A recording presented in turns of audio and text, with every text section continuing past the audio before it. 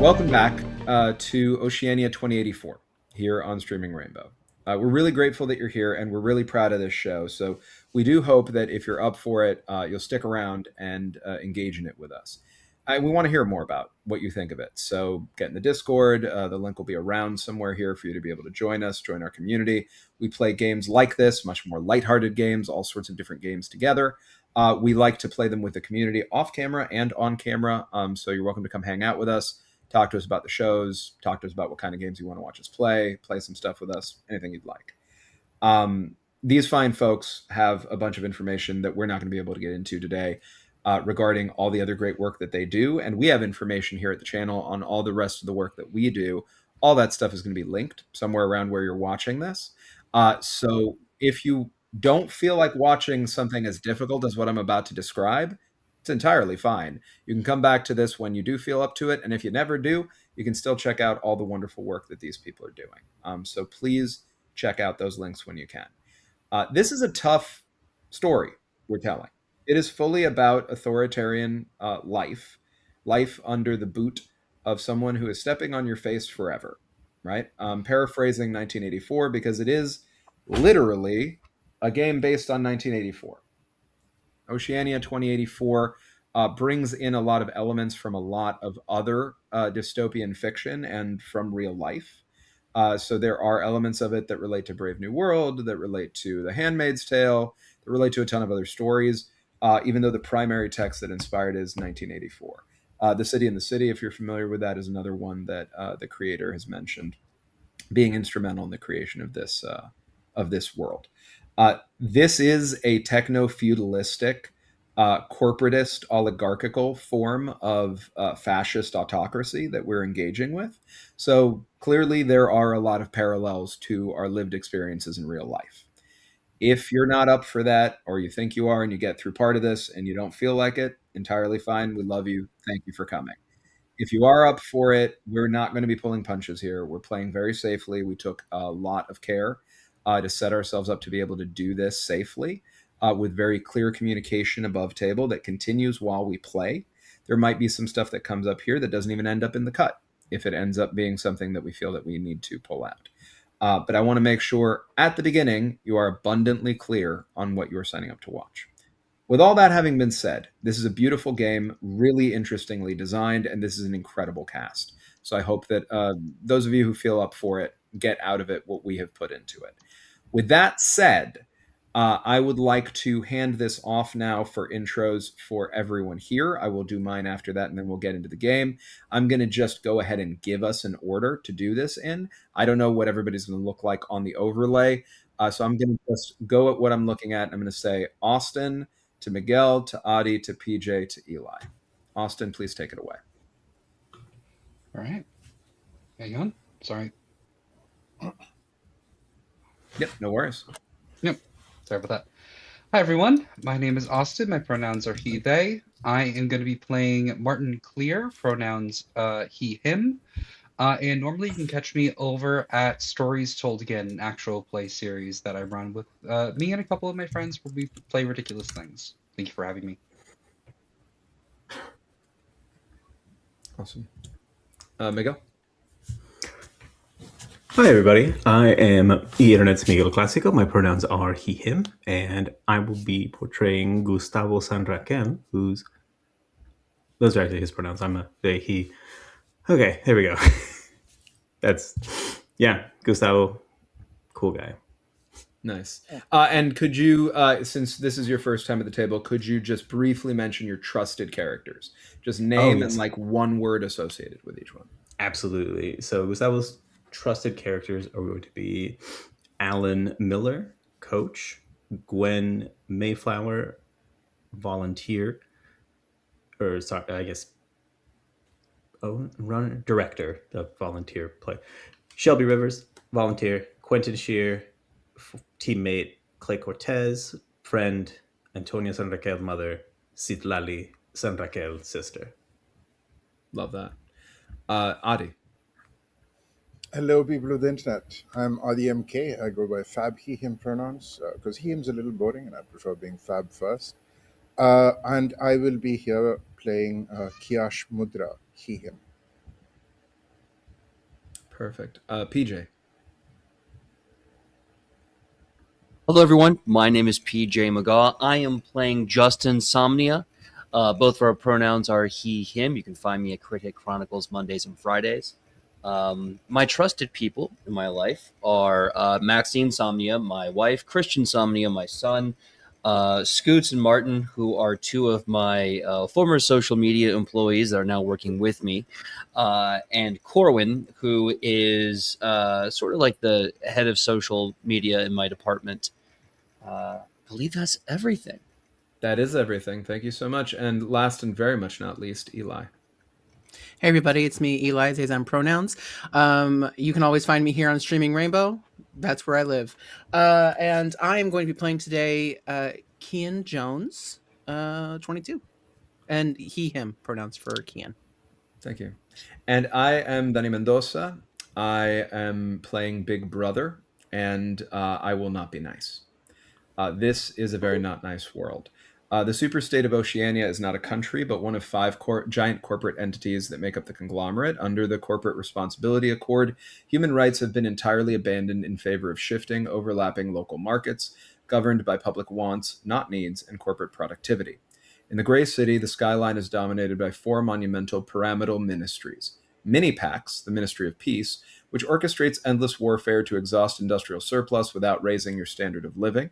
Mini-True, the Ministry of Truth, which manufactures official lies. Mini-Plenty, the Ministry of Plenty, which manages rationing. And Mini-Love, Ministry of Love, which administers state torture and the persecution of dissidents. Yes, there will be interrogations. No, I do not know if there will be any tonight. Yes, it will include psychological torture. No, we will not be getting into anything gratuitous. Monitoring your every move is the Universe, an inescapable neuromorphic AI digital layer of virtual and augmented reality that serves as the inescapable water all citizens swim in. You are connected to this via your devices, at least one of which is physically attached to each character and all of which are always on. I am in control of those devices. You are not. You do have a free act you're able to take to try to disconnect those devices. You will never know if you fully succeeded or not. And if you will succeed in disconnecting them because there's no resolution mechanic, but you will not know if you succeeded in truly turning off their capacity to observe you. That is up to me, not up to you, and I don't explain that to anyone. As the Big Brother character, this is a GM-less game, friends who are watching at home. There is no GM. I am not the GM. I am the Big Brother player, and I am playing a very different game than the Resistance players at this table. Beyond that, true liberation of the world is not possible. You play to explore, not win. We are what we leave behind in each other and in the notes that we write. Friendship and true connection challenge power, so community building is a radical act. To portray dystopia, we don't have to describe every gory detail, so we won't. Physical conflict is a rare and brutal occurrence. You do have a free act that allows you to engage in violence. It is as risky as you imagine it would be. And most physical violence in this world is asymmetrical and one-directional. It comes from me to you, right? Big Brother is watching. All right. With that having been said, we are going to dive right into the morning phase. The morning phase, for those who are joining us for the first time, has up to 3 acts for each of you. You are going to be describing where you are when you wake up. You are going to be describing what you want to do. You are able to go somewhere if you want in the morning, including going to your workplace. If you don't go in the morning phase, you're going to have to go to your workplace at the beginning of the work phase if you do intend to go there. If you have any questions about anything throughout the entirety of this gameplay, please let me know. I'm happy to provide support and facilitation any way that I can with the rules, because at this moment, I'm the one who is most familiar with the rules. With that said, anybody at the table is able to and encouraged to provide that information, because again, this is a GM-less game. Responsibility over narrative control falls largely to the table. It does not fall largely to me. On your citizen class registry sheet, at the bottom of your class, you see areas that you have narrative control over. If you are unsure if you have narrative control over something, ask, and we will answer. Is everybody ready to get started? Yeah. Who wants to go first? Me. Do it. I went last time, guys. The morning starts. Kian Jones is asleep in his bed in his studio apartment, and studio is a very, very generous word. If he was laying across it, he could touch both walls with his feet and arms extended. It is dark because the blinds are down. You can hear the sounds of people, of other proles waking around. The walls are thin. Nothing is going on there. He lays in bed and just stares up at the ceiling and breathes. And then he reaches over. He sits up, reaches over, and grabs one of the comic books that he is granted with his rations. And he is going to he's going to make his breakfast, which is, again, hopefully named oatmeal, and God knows what it actually is as bass food. But he makes that, and while he waits for it to cook, he looks through the comic book page and starts scratching at random places on the page, and he is writing a note. And takes the page out, and is very making it look very much like it's nothing, like he's just scratching at a piece of paper. What could he possibly be doing? There's no pen, there's no pencil, nothing's happening. But is showing a message by erasing words that were sanctioned by the Conglomerate, and making a new message from that. So I would like to write a note and hide something. So that's two of my acts. I love that. Do you have what the note says? I do. Would you like to share? I would. We need to feel. Feeling is life. Reject control. Love that. And presumably some way of signing it for yourself at the bottom. Yes. So I think it's a little bit of, yeah, he likes finding the letters of his name, CIANJ. Love that. Okay. And yes. Yeah. Where do you hide it? I think so. He hides it in his. He hides it. Well, he doesn't want to have it on his person. No, he hides it in his. He's a landscape worker, so he hides it in the milk crate, within his tools of implements of destruction that he uses to clean up the landscape around everything. So he can hide it. So actually, he maybe not hide something. He wants to hide it out in the world. He likes to hide these things where he works. So within nature.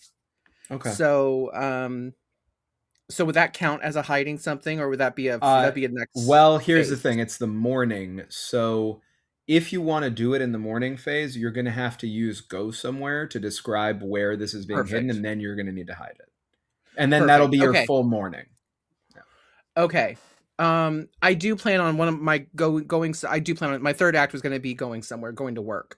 So, so he writes the note first, and then goes about his morning. Like, again, he's scratching out this note, within the pages of a comic book.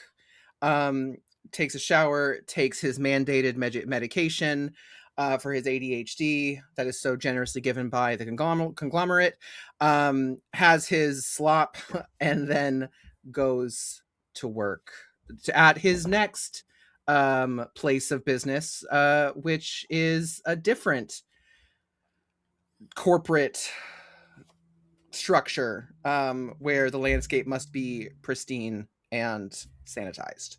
In the middle of you hiding something, news broadcasts breaks through. Before we get into what that means, now that everybody's here, I do want to remind everyone of the banned words and the nature that the banned words have. Banned words are not simply banned at the level of the fiction. If you say them above table, that counts. So no one here can say, other than me, because rules for thee and not for me, no one can say share. No one can say banned. Banned as in banned, right? If you say share or banned, it's a thought crime. So, that having been said, the morning news does kick up. All of you will experience this in different moments. This is just the moment when Kian experiences it. And it blares through. We have news, everyone, from Minipax. Minipax has found and rooted out several terrorists. Big Brother personally oversaw this exercise in futility on behalf of the terrorists. These are East Asian terrorists that infiltrated our human surveillance program. And here you see carded out various individuals who you would know are modified with tech in their body to watch all of you, whose job is to be human surveillance. 3 of them are brought out in various degrees of dishevelment and are executed in front of you, live on camera. Big Brother is the one who you see executing these people. You've watched enough of these to have to wonder, although is it okay to wonder if Big Brother is really the one doing this, right? But it does certainly look like Big Brother is walking up to each of these people and shooting them in the head one after the other. That is the morning news. Who would like to go next? I can go. Go for it. Kiyosh would wake up in his little flat in the patrol quarters. Yeah. First thing that he would do is, I think, he's going to start off the breakfast of the bass food, like let that start cooking. But he's going to try and look to see if he can find the source of the sound from the roof. Okay. You are going to take. Are you going to do this as notice someone or search for something, or do you have something Search else was in mind, I or have. observe behavior, perhaps? I'm going to do search for something. Okay, perfect. Again, as you did before in the last session where we did something similar, it is at best a maybe. Again, there are degrees here. If you want exactly full knowledge of what this is, that's improbable. If you want like reasonable knowledge of what this is and how it's functioning, maybe. If you want the vaguest sense of what's going on in the ceiling, possible, and nothing here is very likely. So which one would you like to try? And as a note, you can try all 3. Each are different acts. You would spend your entire morning just doing that. What the fuck? Okay. Yeah. So I'm gonna go for a maybe, and I have to roll my stress die as well, right? You're a prole. And did you take stress? Remind me, last session? I do have one You stress. did. Yeah. You have 1, but you don't have 2, is what I'm asking.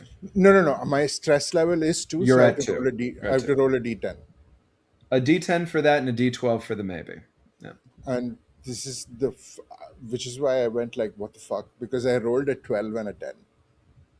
Like, Okay, well, that's terrible news for you.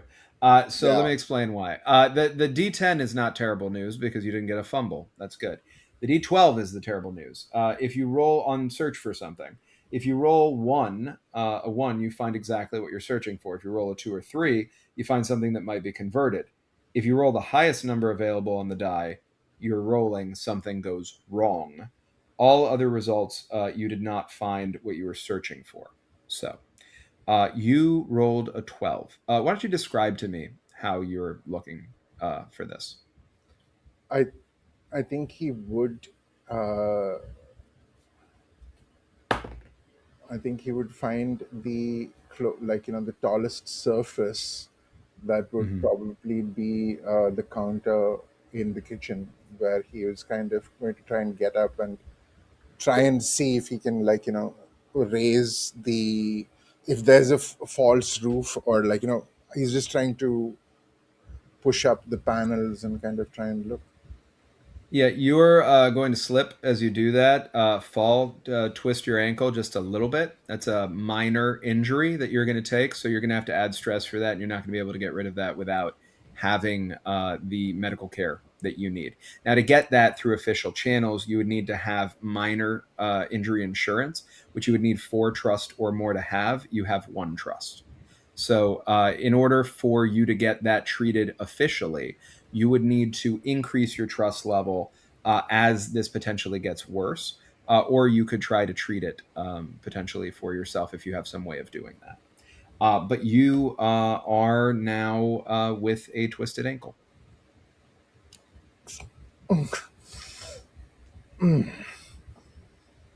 Yeah. Um, After that, I think getting up and blaring, uh, glaring at the ceiling for just a split second before, the shoulders droop again. I think he'd finish eating, and he has been. There's one thing that I would like to do. Sure. He's been kind of working on a system of subvert communication for a bit, um, wherein using cleaning products, right, like the wax and the shiny bits, to make Morse code symbols in the floor, like where, some parts of the floor are a little more shiny than the others, and Mhm. using that sequence, it can be constructed into Morse code to, reveal messages. Mhm. Because he, especially right now with the healing of the injuries, kind of thing, because Kiash is a bit of a Ayurvedic doctor in some way, because he can take care of injuries. Mhm. So he's trying to put the word out that, if someone needs to, have this, and he's going to try and put he wants to put this system of communication out into the world as surreptitiously as possible. What Mhm. How do you think that would happen? Well, I think he needs to go somewhere where he can set the message, and then he could take an undefined act to write a note, essentially, and somebody else would have to find it. There's a little bit of an unusual write a note kind of situation because you can't like pick up the floor and take it with you. But I will say that if you wanted to do that, I would I think it's a cool idea. So I would recommend that you try that out and then see if you can hide something. Again, you don't have the action economy for all of that right now in the morning, because you would have to like go to the place and then you would have to write the thing and then you would have to try to hide it essentially, right? Which you'd have to describe what that means at the level of the narrative. And then if somebody else were to find it, that would be a hidden cache that you would need to add to there. And that reminds me, Eli, please make sure to list your note with the hidden cache in the channel for that. So we have that. Thank you. So you'll need to do that as well, Audie. And that would take you into your work time, though, right? Because you only have up to 2 acts left right Yeah, now. yeah, yeah. I will say, I'll, while you're contemplating that, you hear the morning announcement come through that I mentioned of the news, and you watch the executions occur. There's no way to avoid watching it. You're surrounded by it. It's on every device. It's blaring, even if you try to turn away. And if you tried to close your eyes, I would see that. yeah. I think he gets that. He would go like after that he'll shake his head and go into the shower and like finish bathing, but in the bath, like he will place the device that is on him as closest to the shower head as possible, Mm-hmm. uh, and he is going to just start slamming his fist against the wall, but it is not slamming, just slamming. It is making a beat because he Mm-hmm. is going to engage in his deviation right now, Okay. at like with the hope that the shower and all of this is kind of blocking it as much as possible. But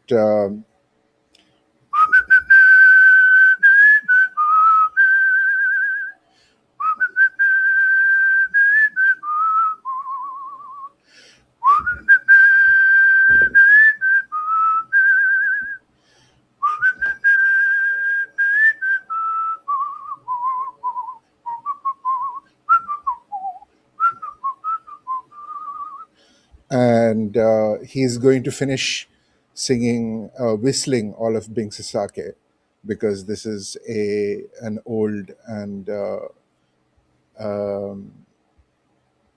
outlawed music.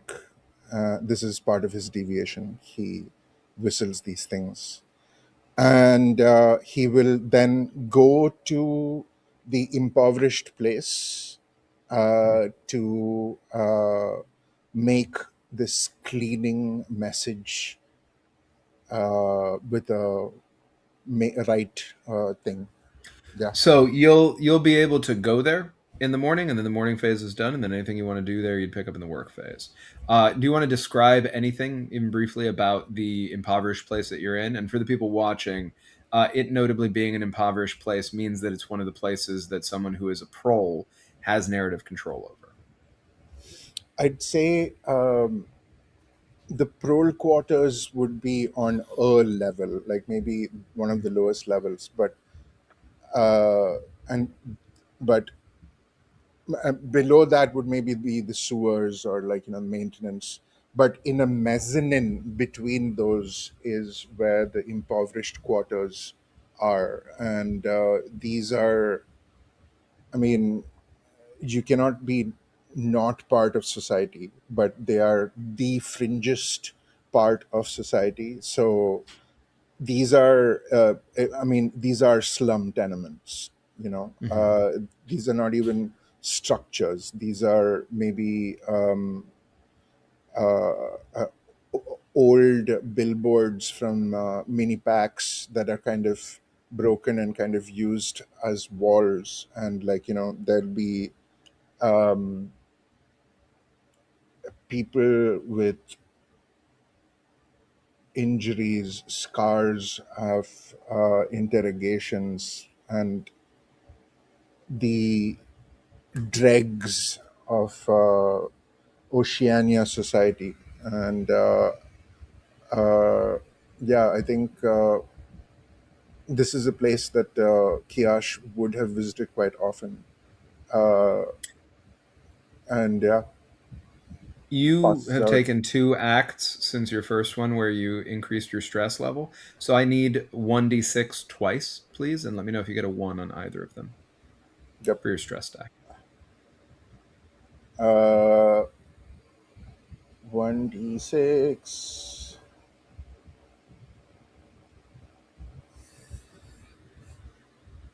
So 1 on the first one. Yep. What about the second one? A 6. Okay. So you are you have arrived. You have your cleaning products. We'll see what happens when it comes to work. As we get ready to leave you for the moment, I introduce a stranger to the scene. You've never seen this person before in your life. They come directly up to you and begin groveling at your feet. You have no idea what they're talking about. They are on the floor. They're sobbing, spittle everywhere. They are completely losing it. They have absolutely no self-control whatsoever. And they are begging you, please, please, please hide me. Please, I can't. I need you to tell me where I can go. Tell me where I can go. Tell me where I can go.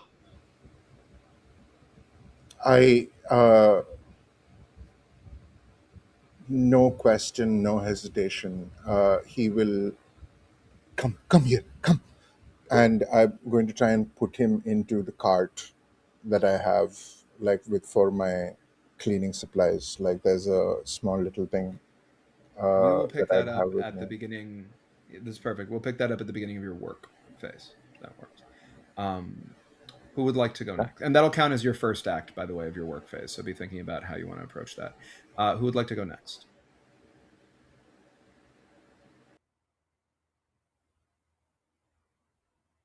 Yep, go for it. Okay. So I imagine at this point we open up early in the morning on a very nice house. Very, very nice house. It is not a mansion, to be clear, but it's a very nice modern home. And Justin is waking up in a very beautiful bed with perfect curtains, a loving wife to his side. And when he wakes up, he immediately gets texts on his phone, alerts. He is exhausted. He doesn't quite have a sense of self yet. And as he looks at his phone, he sees respond to the kitchen immediately. We have to film content. You have to do your 5 posts before you can leave. We expect you in the office in about a couple hours. And the sense of humanity he puts on, he wears like a mask. He immediately smiles, gets up, removes the under the eyes and all of the other accoutrements to give him this naturally perfect skin and disposition.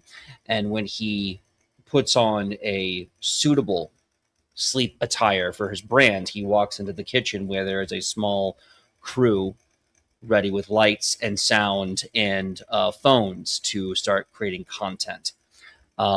He has a mandatory routine of this. He has to do content with his wife. He has to do content with his son. He has to market the food in his fridge, which is government sponsored. And he's not allowed to eat any other food in his home except the government sponsored food that he has to do content for. This goes on for about 2 hours, putting on a smile, saying the right things, doing all the right angles, making all the right SEOs and connections. And once that's done, there's the first real breath he has taken. He goes about eating his, preordained wonderful cuisine in the male style food that he puts in the microwave, cooks it, eats it ad nauseum, drinks it with a nice glass of water, and goes about a routine that he has been mandated to do for his morning so he can sell this system of ice cold bath on face and dress and look and smell a certain way. Once that has happened, he kisses his wife on the cheek. And this should be stated, the wife was also given to him by the government to make the perfect branding of a marriage. And just before the pregnancy, they finally had a real loving connection. So while this was always mandatory, he is just now finding at least a little bit of peace and comfort in this government-sponsored life. He gets in his car, which he has to make content about. Again, this is a government-sponsored work car. He is not allowed to own any other cars except the ones he is given. He's not allowed to be seen in cars except for the brand that he is currently connected with. And on his way to work, he is trying to, I think, cut through the banality and inhumanity of this constantly on, constantly pandering lifestyle He tries to find a list of songs where the volume can get a little high, a little loud in the register. And he will jokingly, laughing to no one, because no one is around, but he knows everyone is always watching, he will start to scream the lyrics as a joke. Haha. This is the only time in his life he gets to scream, is in this song that he listens to on the way to work. Yes, go ahead. Oh, no, I was going to say, and that is just Insomnia. Love that. All right, breaking it down into mechanics, right? And I will let you know when the morning news breaks in that you just described. Most of it sounds like work to me. For the sake of allowing for there to be other things in the 3 acts beyond work, especially since you gave other indicators, I could provide some potential like guidance from a learning the game perspective. But are there any acts, free acts or class acts that you had in mind in particular for any elements of what you just described? Ooh.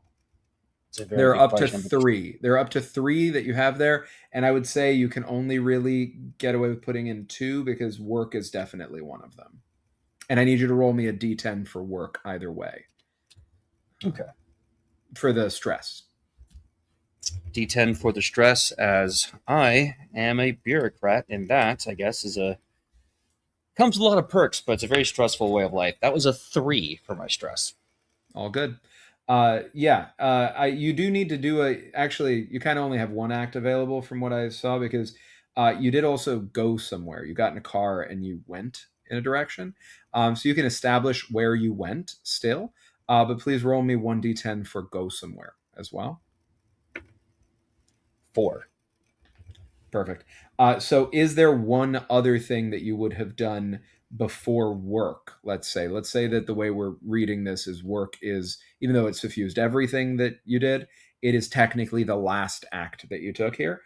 You were going somewhere, work happens after. Is there anything that would have happened before or during the go somewhere? Is there something that you're trying to do in the screaming of the lyrics?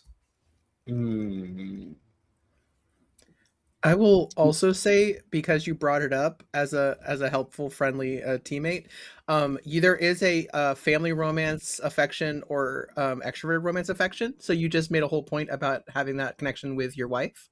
There is a value test with the. So is your wife considered a family member or a friend? She is considered a family member. Yes. So that's also an option if you don't want to do something else.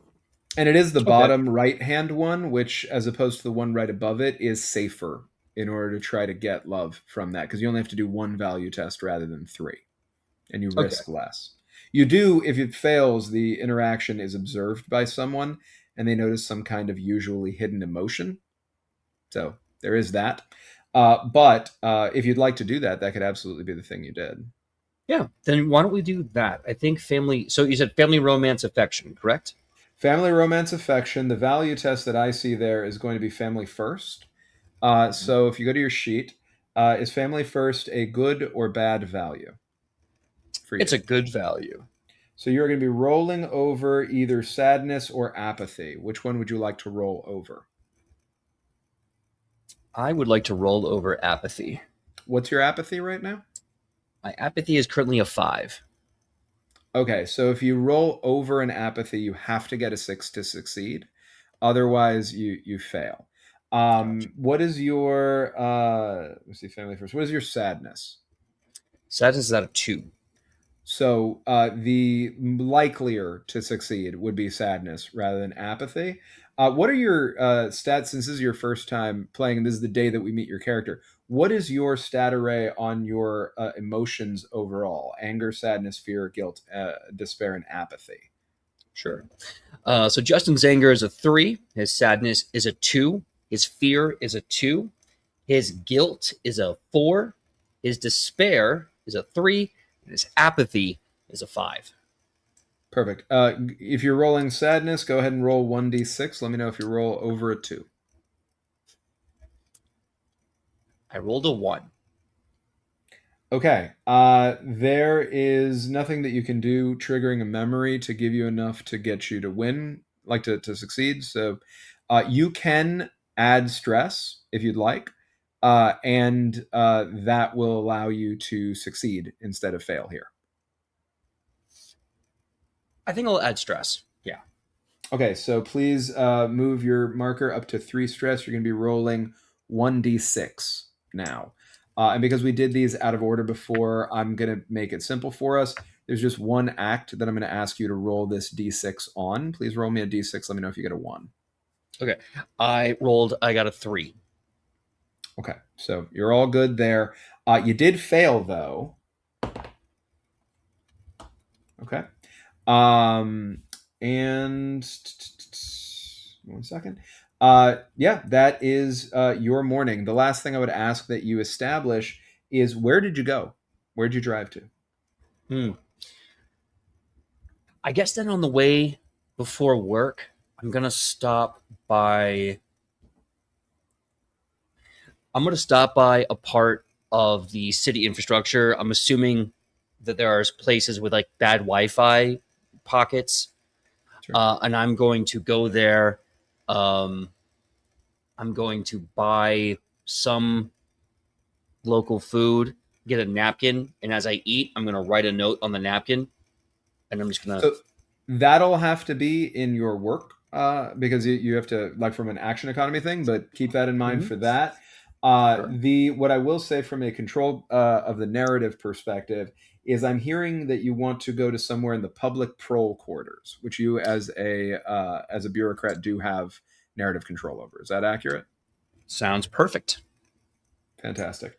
That's you. Oh, and just to be clear on when the news broadcast broke in, it happened right as you were hitting the climax of the song that you were listening to, that you were scream singing with.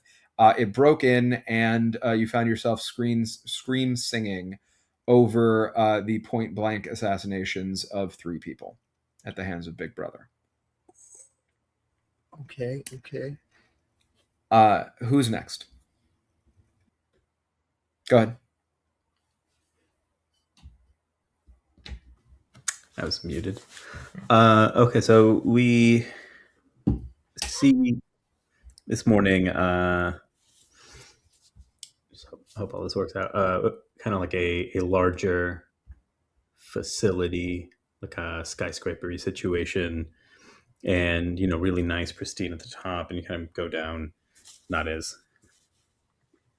so much until you go kind of underground to some subterranean level. There's a just series of quarters, almost dormitory-like. Gustavo is in a room just smidge wider than a hallway.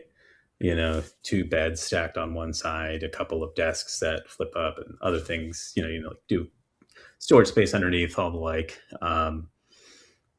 Gets up from the bottom bunk. The roommate has the top, but works evening shift somewhere, so there's not, or overnight shift isn't there. When Gustavo wakes up, I kind of look around, see this early enough that I probably hit the showers before the rest of everyone else who's got the same shift. So it's a nice, nice surprise for once. I'd like to. My first action, I want to befriend someone. Or I guess attempt to, or is that not really a... You can. You'll need to notice someone first. One thing, since we're all learning the game together, that I want to point out, you're good befriending in the morning. Just keep in mind that if you try to befriend during work hours, like during either work session, that's a thought crime. You're able to do it. It's a thought crime. Got it. But you do need to, mechanically, you need to notice someone first. So the first of your 3 acts would be introduce a stranger or a trusted character. And then you would be able to try to befriend the stranger if you're trying to do that. Bossa Nova. So then I'd like to, within the dormitory, then I head to the shared shower situation, and I'd like to introduce a stranger here. Yes. Technically speaking, if it is a fully different space than where you woke up, you would have to go somewhere, establish the showers, notice someone, then befriend them, and that's your morning. Got it. I thought if it was like the same part of the same building, right? It could be that. No, if it's okay. if it's depending on how you're setting it up, right? Like Sure. I'm not going to be, especially as we're learning this game, I'm not going to be a hard ass about that. Like if it is like a shared shower situation for your like little unit on this floor, that can constitute the same space, and you don't have to go somewhere on that. Got it. Cool. Yeah, that's pretty much what it would be, just like for that little. Yeah, cool. Unit is a very good word for it, right? It doesn't really feel like a home or even an apartment, really. It's just assigned living spaces for whoever works in the building and can't afford to live anywhere else, really, right? The stranger I'd like to introduce is, his name's Benny. Gustavo's noticed him. He's kind of new, right? Hasn't been here very long, maybe less than a week or so. As I walk in the showers, I think I see Benny walking towards a specific stall. And I like try to stop him. Like that one, no, the water sticks. You don't want to go in. You don't. Sorry. Oh, hey, that's fine. Okay. Thank you for telling me. I'm Benny. Gustavo, you like, you knew you haven't been here long, right? Yeah, I was just reassigned. All right. Yeah. Where'd you come over from? I move around a lot, but I was moved here as a reward for my loyalty to the Conglomerate. Conglomerate above all. Yeah, Conglomerate above all, right? But no, yeah, look out. That one, the cold water will get you when you're not looking. Yeah, I mean, I don't mind. The cold water is just a part of life, right? We accept what we're given. We get what we get, and we don't get upset, right? Right. Yeah. All right. Did you? Yeah. Did you complain to anybody else about the cold water? I just was no. I just wanted to look out for fellow. Thank you. Living mate. Yeah. Of course. Yeah.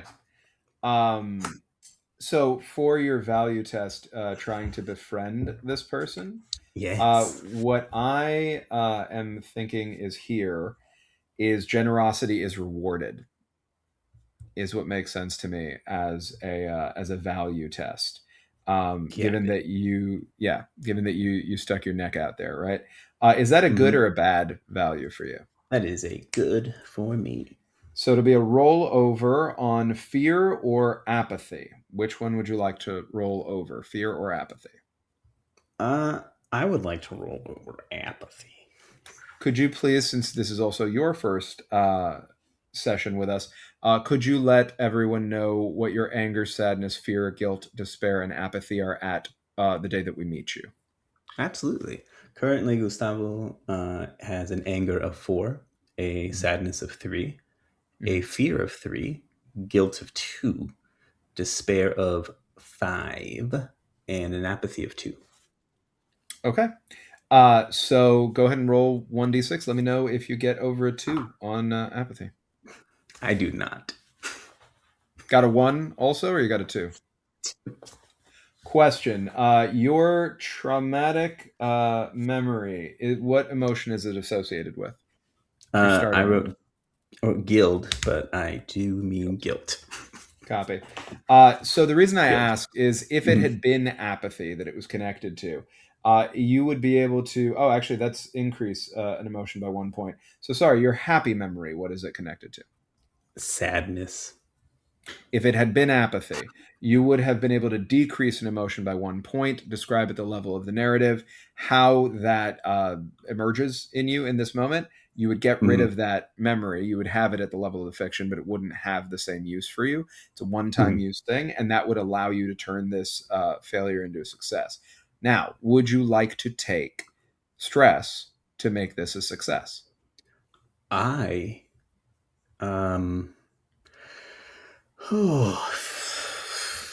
putting me on the spot here. I think that's the point, right? You know what? Yes, I would. All right. Please mark that you have 2 stress now rather than 1. You do succeed, and in succeeding, please add Benny to your sheet as a friend. because now they are a friend, not a stranger, and they are formally in your social circle. They're going to be another pro like you, given where you met them. But you're going to be able to determine their age. And now I pass the baton because now I no longer have narrative control over this person. Adi, I see your hand up. You can go ahead and take over Benny if you'd like. No. Oh, I know. I had a question more than that. Okay. Is friend the same as a trusted character, or is it one step away? Yes. Trusted character is both friend and family, so it's an umbrella term for both. Okay. Friend is in between stranger and family, if you're looking at it as a spectrum of movement, essentially. Right. Would anybody who would like to take over Benny for the remainder of this scene?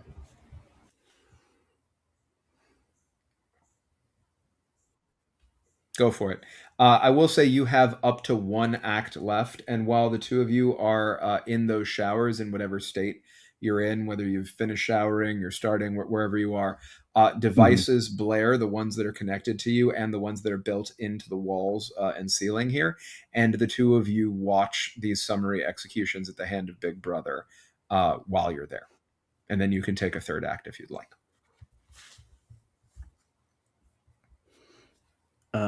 Yeah, I try not to really comment on it. Just coming out of the shower, just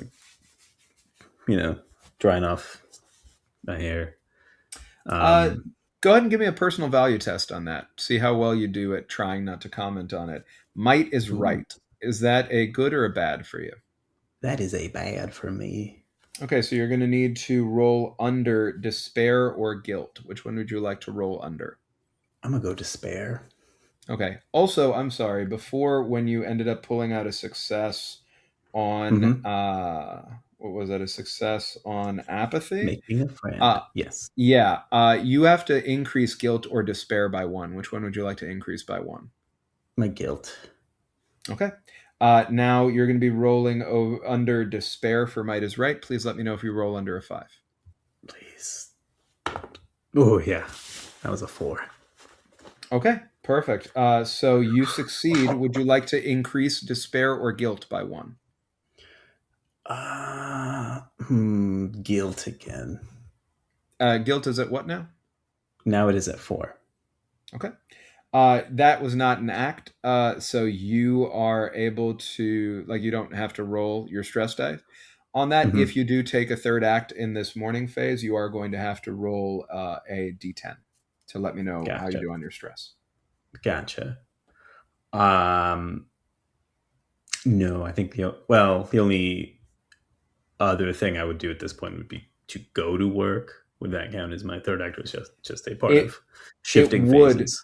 No, going somewhere to establish your work is an act, so I would need a d10 for that, but you can just describe where you go to work, and then that would end your morning.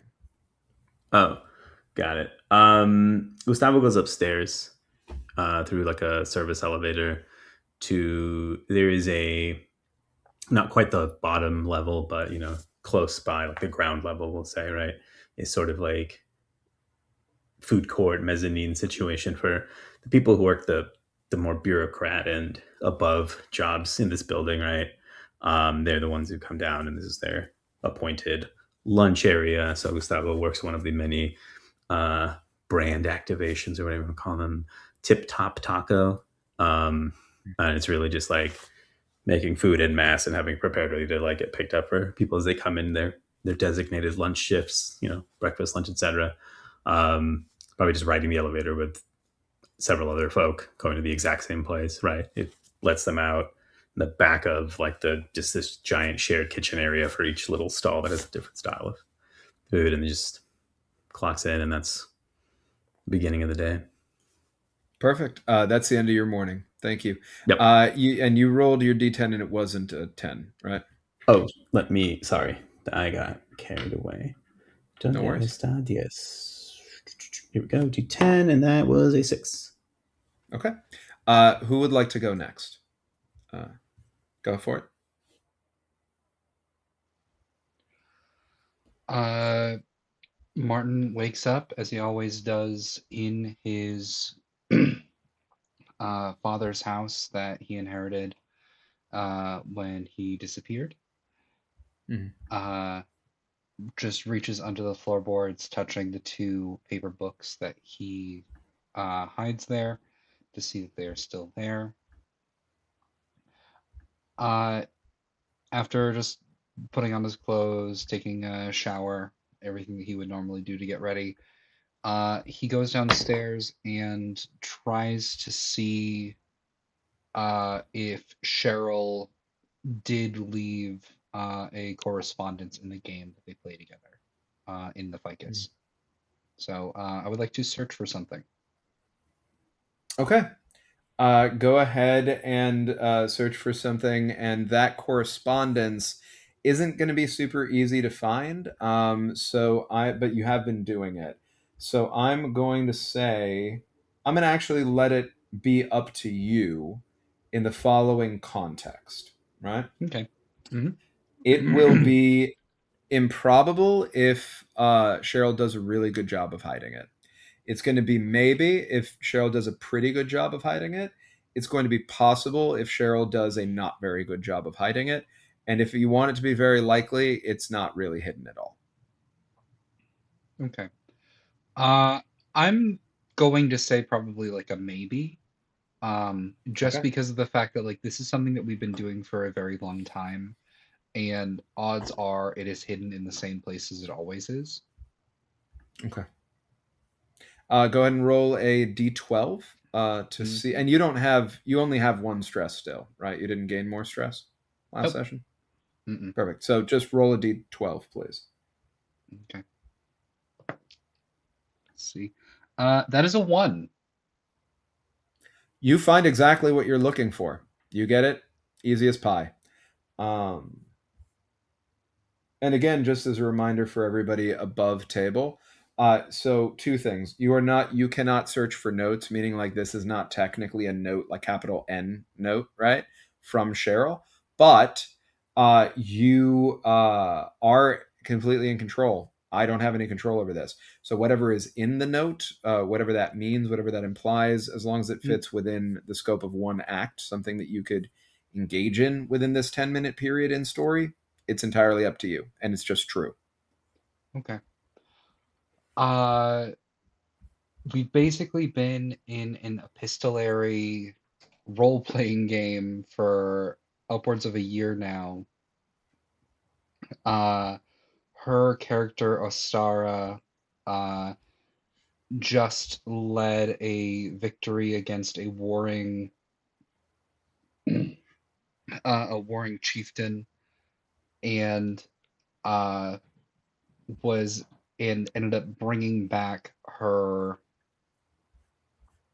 enemy's head on a pike as a show of victory and as a sign of community to the people that she saved.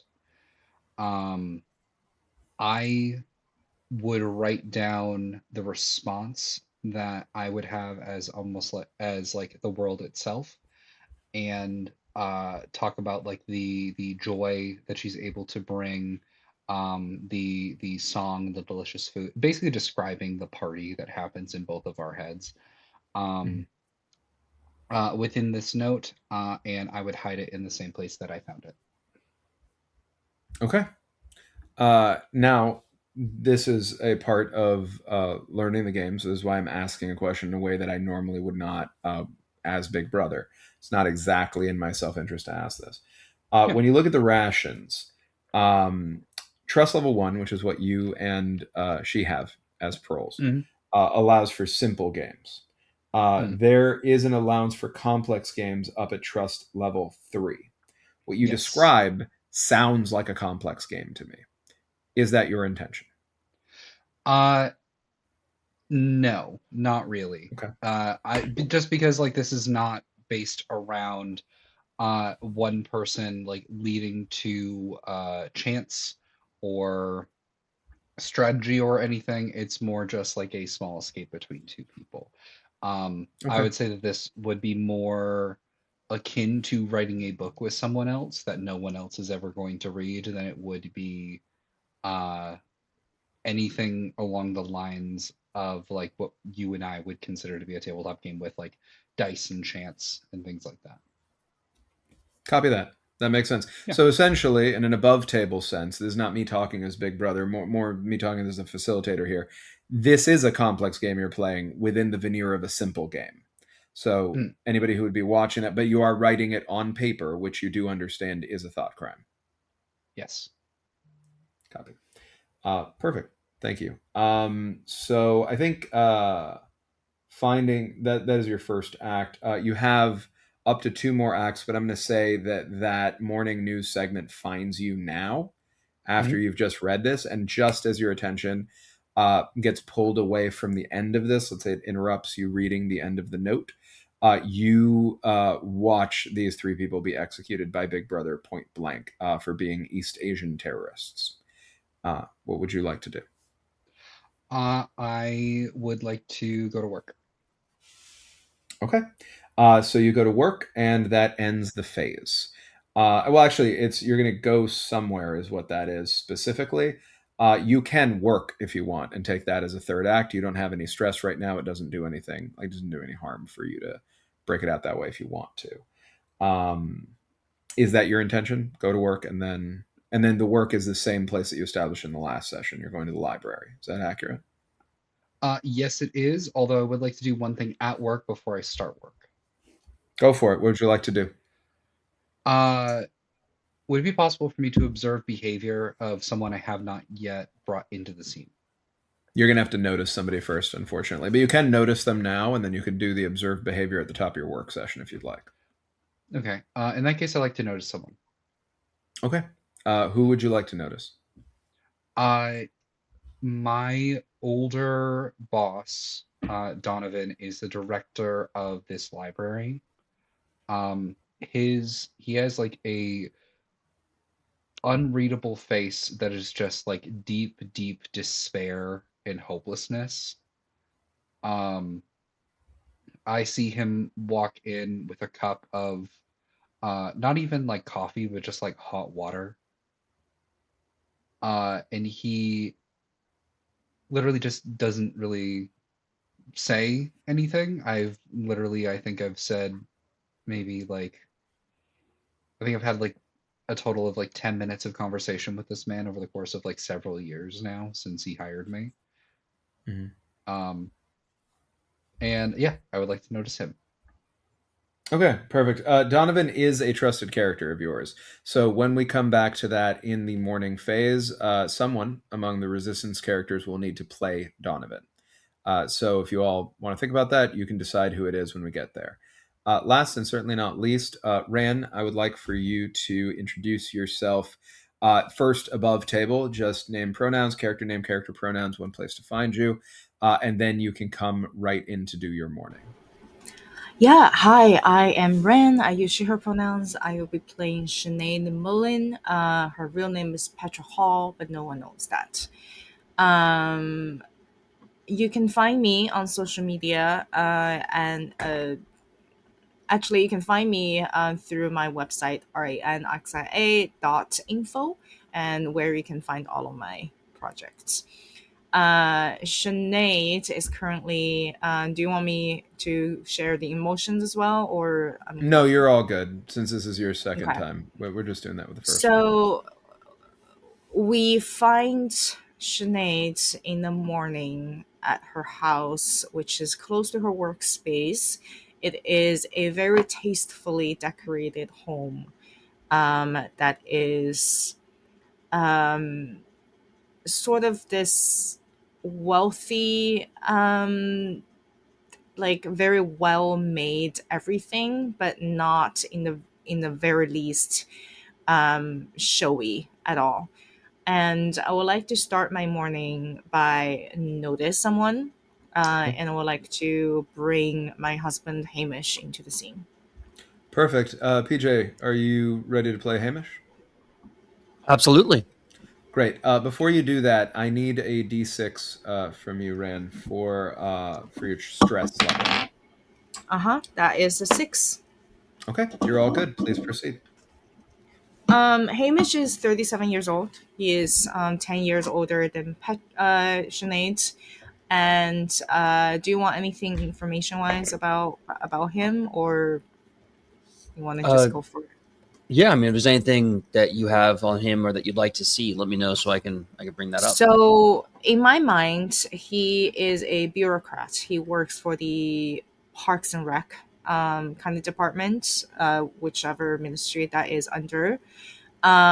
He has previously kind of expressed thought crime adjacent like ideals of that is somewhat against the conglomerate, but never anything um like super what's the words, obvious, I guess.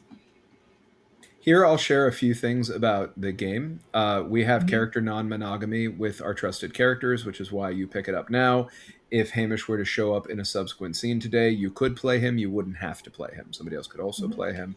That is on purpose. It is all canonical. So what you're going to do, even though Rand may end up playing Hamish in the future, is going to be something that Rand will accept as real that you did. This is Absolutely. what the character actually did. That is how the game is played. Every character in this game, including the strangers that I play, can be made into a trusted character. If they're a trusted character, can become a player character. What that means is they have a deviation. You don't know what their deviation is yet. You don't need to establish what their deviation is formally now. But the point is, every single person in all of Oceania has a deviation. So that's the only other thing from a game system perspective that I think you should know as you pick this up for the first time. Beyond that, you two can take it away.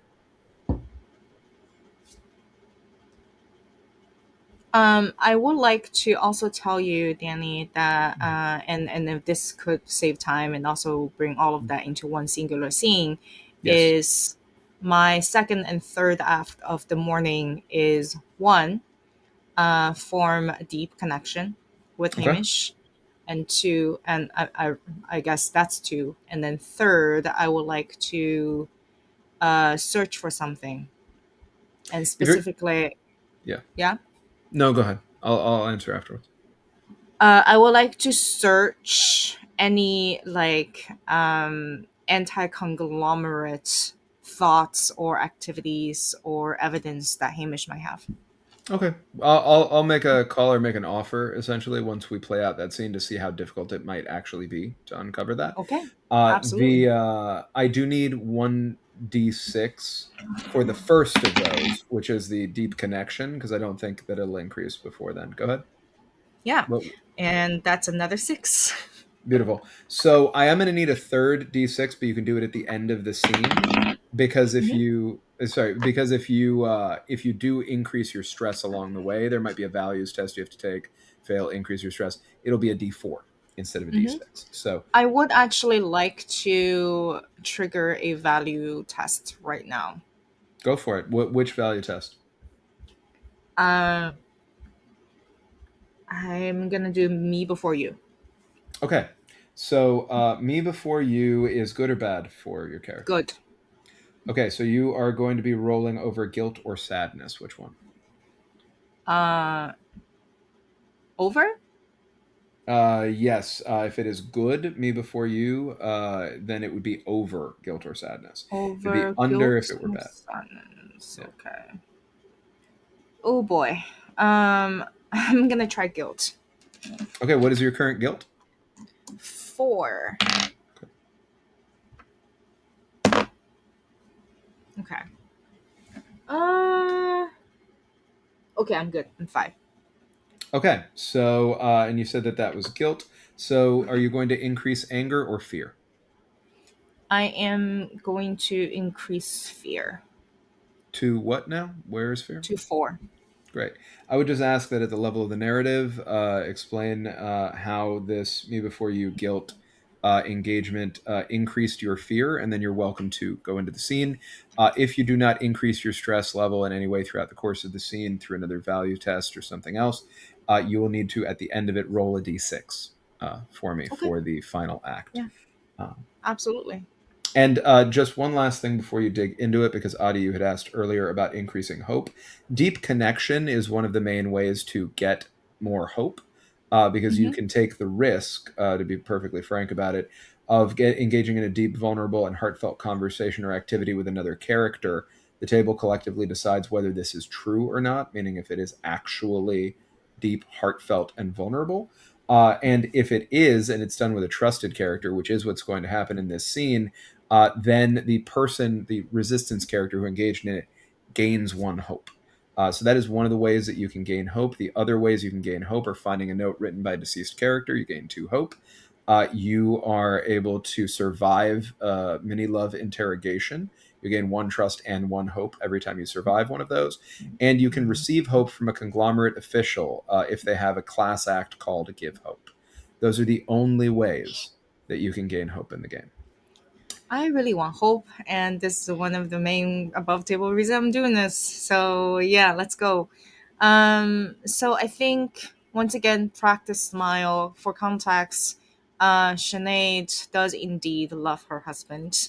What she hates very much is that she needs to present this very practiced show of affection in the way that is being observed. She wishes that she could present her own language of love in her own way, but she does not do that, not ever. And she's not sure whether or not her husband knows that. But she would just say,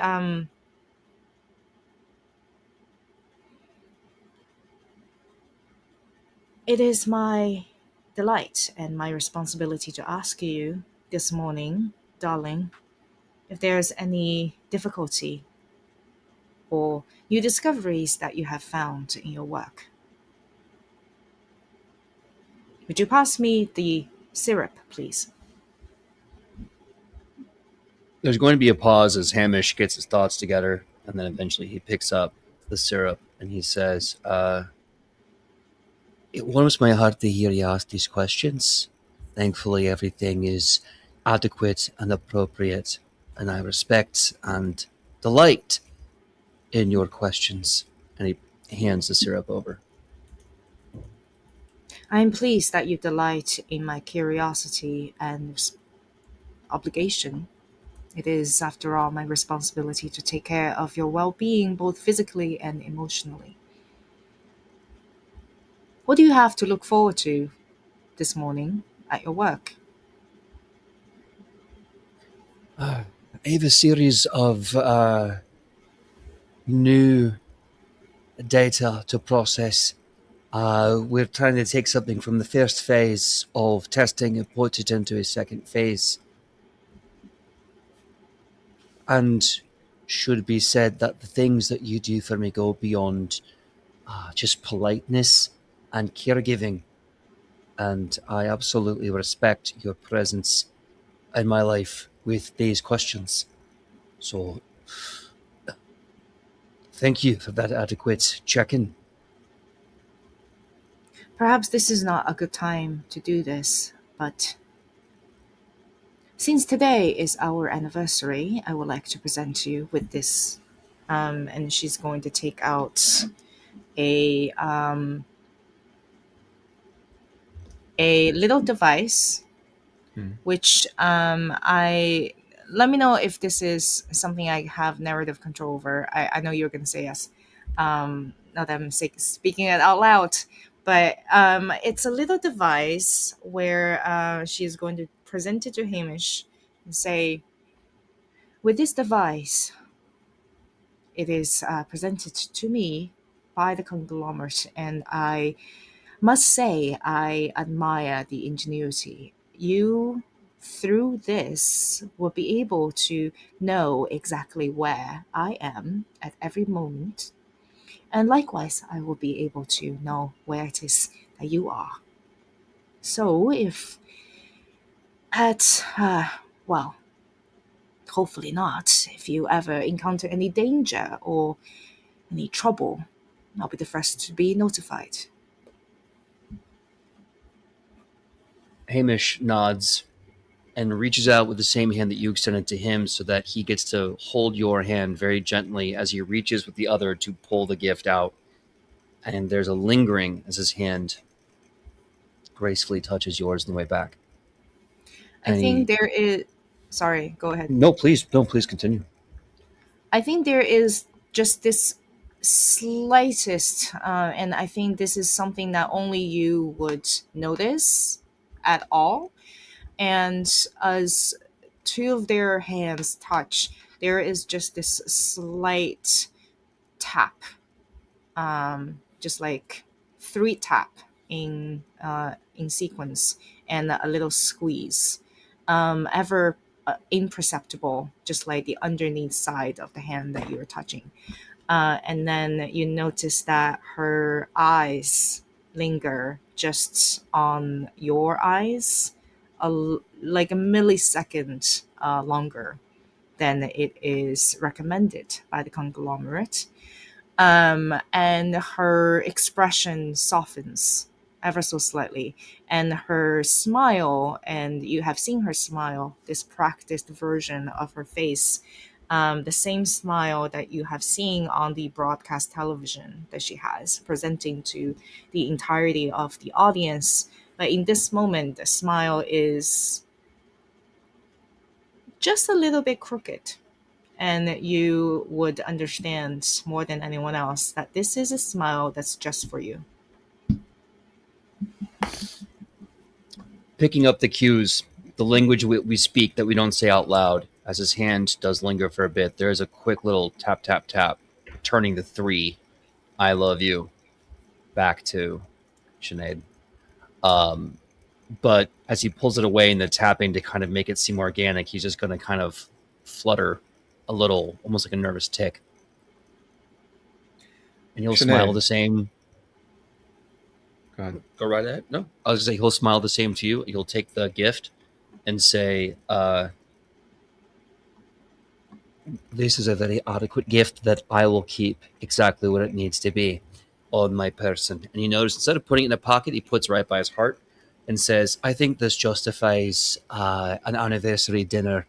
I'll have a schedule pulled up immediately so we could have an appropriate time out. Very well. And let me know if I don't know what specific mechanic there is to read between the lines of if there is any like reason for me to suspect if Hamish has any like anti-conglomerate thoughts or plans. Your search something absolutely works for that. I think with what I just saw, there wasn't anything that I would deem obvious when it came to that. So I think you're going to need to roll an improbable if you want to find something truly definitive, or a maybe if you want to get like a vague sense. I will say, though, I also would like a conglomerate values test. I would like for you to roll on selflessness, because I need you to test whether you are putting yourself before the conglomerate in this connection. I will say my vote, and it isn't up to me, it's up to the table, is this is not Big Brother, this is Danny. I think that was a genuine interaction overall. So I do think that you can get hope off of that, but it is up to the table. I don't know if everybody agrees. Thumbs up for I me, agree. as awkward as that was. Great. So take one hope for the first part there. Let's do this. Let's do this selflessness test, and then we will determine your stress die for the last act based on whether or not you have to take stress here. Yeah. So selflessness is good for me. So I'm going to roll over, right? Yes, that's correct. Either despair or apathy. Yeah. I'm going to try to roll apathy. My apathy is a 2. And that is a 3. Okay. So would you like to increase your guilt or despair? Wait.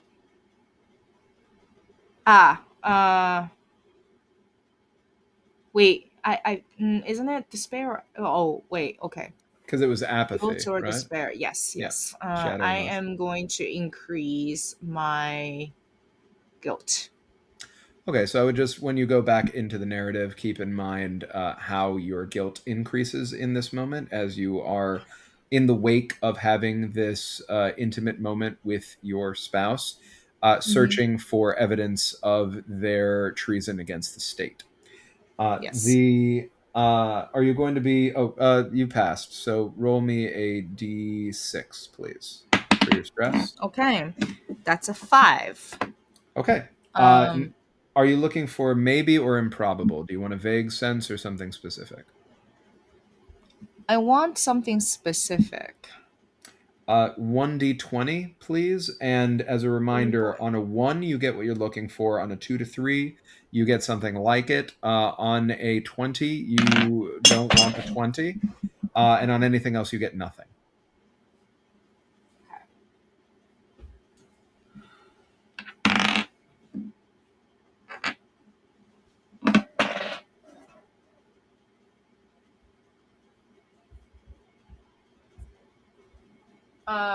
What did you say is a 4? Nothing. You get nothing. It's inscrutable. You're unable to determine one way or the other. Okay. And go ahead. Yeah, I think one last thing is you, the audience, or rather the big brother, will see Sinead just let out a breath. Um, Almost like her shoulders sink down a little bit and she looks ever so slightly more relaxed, which can be interpreted as this awkward conversation interaction is finally over.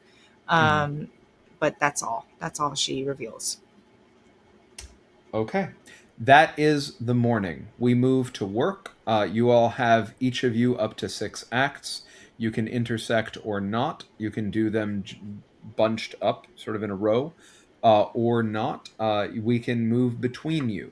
You don't have to do all 6 acts in a row. You can reserve the right to potentially do more of them and pass off focus to somebody else. What would you like to do? Anybody can take it.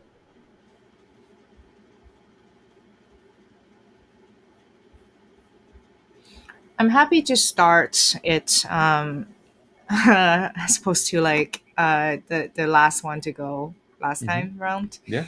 I think after interacting with him, she's gonna stand up, take her first action to immediately go to the office to start working, and go to the office. And I think I'm going to notice someone, which is going to be Oleana, my trusted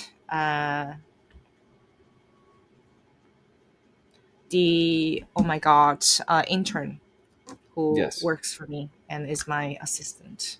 Who would like to play Oleana, the trusted character? I can. Okay, go for it. Before that happens, I need 2 1d6 rolls. One for go somewhere, one for notice someone. It's a 2 and a 4. Okay, take it away. Great. And the updates from the conglomerate today. Good morning, miss. Yes. And you get a bullet point, like a bullet point checklist of important news that you need to deal with. Is there anything I can do to make your day easier? And I think almost ignoring her, she's just looking at the bullet points and say, new dictionary update. I will draft a speech immediately, but if you have the templates that I have put to prepare for you, I would like it on my desk post haste. And then she will just reach out a hand, out of habit, and expect Oleana to give her like morning coffee. Yeah, hand immediate, like real Devil Wears Prada vibes Yeah. here, like coffee in hand, just waiting. Good. And I think I'm going to do the next act to be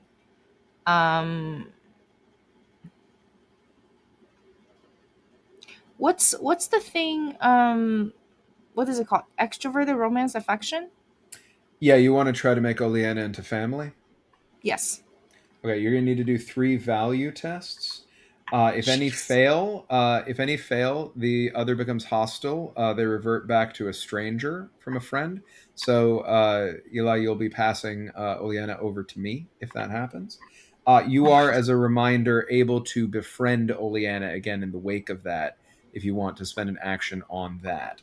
If you're successful, you gain 2 love and may add, since Oleana is already a friend, may add Oleana as a family member. Once Oleana is a family member, that capacity to revert to me is removed. Okay. 3 I'm value gonna. tests. Yeah. Yes, Do I decide that, or do you decide that? we could talk about it together. What do Okay. you? What is your intention in your approach here? I'm thinking conglomerate loyalty. Yes. Um, I can just do one at a time if that's okay, and I'm going to Sure. try to roll under anger. Okay, go for it. Ooh. And that's a success because my anger is 5 and I rolled a 4. Okay, so would you like to increase guilt or sadness? I would like to increase sadness, which puts me at sadness 6. Okay, so in this moment, we do need to take it one at a time. You are triggering a traumatic memory. So in this moment, as you are attempting to show affection to this subordinate, your conglomerate unity is successful as you tested, remind me, anger, right? Yes. And that made you sad. It made you sad in such a way that it led to the creation or the emergence out of your, memory of a traumatic memory that you then add under your traumatic memories. It should be the second traumatic memory that you have because you started with one. It will be Yeah. associated with sadness because it Mm-hmm. came from sadness reaching 6. Mechanically, your sadness will now reset to 3 after this, Okay. Yeah, rather than 3. stay at 6. What is the traumatic memory? Uh, It just my a sister line. dying in my arms. Okay. Your sister dying in your arms. So at the level of the fiction, I would ask that when you play out whatever you play out of this, if you choose to play any of it out, incorporate that memory returning to you in the context of this moment. Absolutely. I think the second value is going to be tell no lies. Okay. Tell no lies is good or bad for you. Bad. Okay. So you're going to be rolling under guilt or anger. Once again, anger, and I rolled a 1. Okay. So you are successful. Would you like to increase your guilt or sadness? Sadness. Okay, your sadness goes up from a 3 to a 4. What is the Yes. third personal value? Leave no one behind. Is that good or bad? Good. Okay, so you're going to roll over fear or despair. I'm gonna roll over despair. Okay, what is your despair currently? My despair is currently at a 3. Mhm. 5. Okay, you succeeded. Were you going to increase fear or sadness? Fear. Okay, that brings your fear to a 5. Okay. So please incorporate how your sadness had increased before, how your fear increases now, what triggers this traumatic memory specifically as you to play this scene in any way that you'd like. Remember, it has to take place within 10 minutes in game, and meaning at the level of the story, you don't have to do a 10-minute scene if you don't want to. You did Yeah. succeed against all 3 value tests, so you gain 2 love, and you can Nice. check the box next to Oleana that says it now. Oleana is a family member, not a friend. Nice. Let me just do that real quick. Yeah. So, I think after she takes the cup from you, instead of leaving leaving the coffee cup, she will like almost like wrap her hand around your hand, who is still taking the coffee cup, and kind of different from the usual morning interaction. She's going to turn around, faces you, and looks at you, Oleana, and says,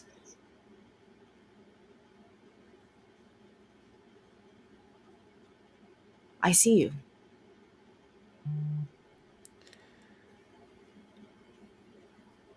I think you see a startled look before that is unable to be hidden before the face is put back into place. But there is a warmth in the eyes, little smile line crinkles around the eyes. Thank you. Thank you. I just want to make things. You do so much. I just want to make things easier for you. You understand that I want things a certain way, and I see that you make a lot of effort, and Conglomerate always comes first, and I see your loyalty. And she enunciates loyalty very, very specifically. Your loyalty to me is the same as the loyalty to the Conglomerate, and I see you. And I think you are going places, and I hope that you can learn as much from me as possible. Thank you. You're just the best mentor I could ever dream of having. I ask that you listen to my speech, my broadcast, this shift very carefully. Of course. Always. Good. Perhaps you will learn something. I learn something every day from you. Thank you.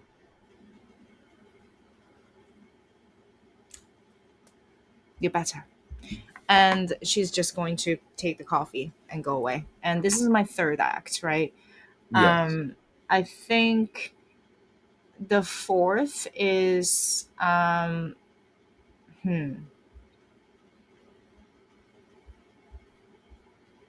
for the sake of time, I think I'm just gonna go to work. Okay. You go ahead and go to work. I need 1d6, please, for that. Would it be possible to do a broadcast as part of my work? 100% you absolutely can, given what you do. Um, could I hide something before I go to work as part of that scene? As part of the scene, yes. It is 2 different acts, so I am going to need 2 1d6 rolls. Okay. And you're going to have to describe what you do to hide something. So I am hiding a message in my speech. That's what I'm trying to hide. Okay, perfect. What I will say is, as you are hiding that message in your speech, working on finishing that up, Mhm. the you receive a message on your device that you understand, given your level of clearance, is within reason encrypted. And what you're receiving are rumors circulating of the presence of undercover agents of the Thought Police in your work unit.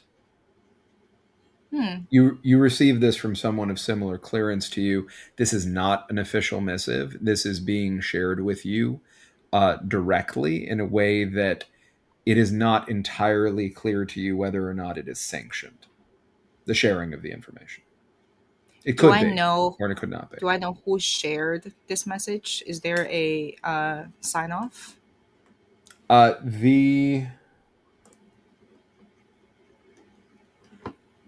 You would have to introduce them to the scene, or I would, but I Okay. haven't done that yet.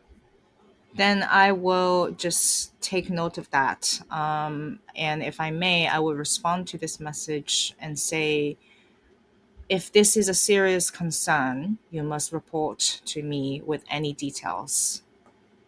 Conglomerates comes first. Perfect. That is a text message. That is a separate act. So that's going to be 3 acts overall. So I need 3 d6s if any of them are ones. Great. That was a 6 and a 4 and a 3, so I'm good. I'm gonna feel so bad later on. But yeah. Do I just do the speech and like successfully hide the thing in there, or do I Yeah. need to? There's no Okay. resolution mechanic. You Great. took the hide action. You successfully hid that. You decided to work. This is a part of your work. You're able to do the speech.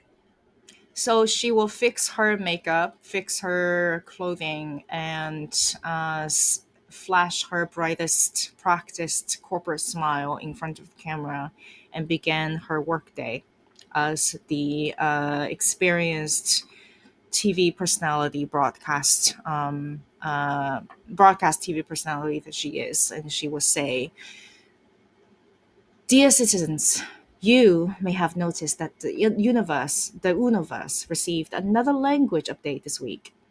As always, the update improves clarity, efficiency, and alignment.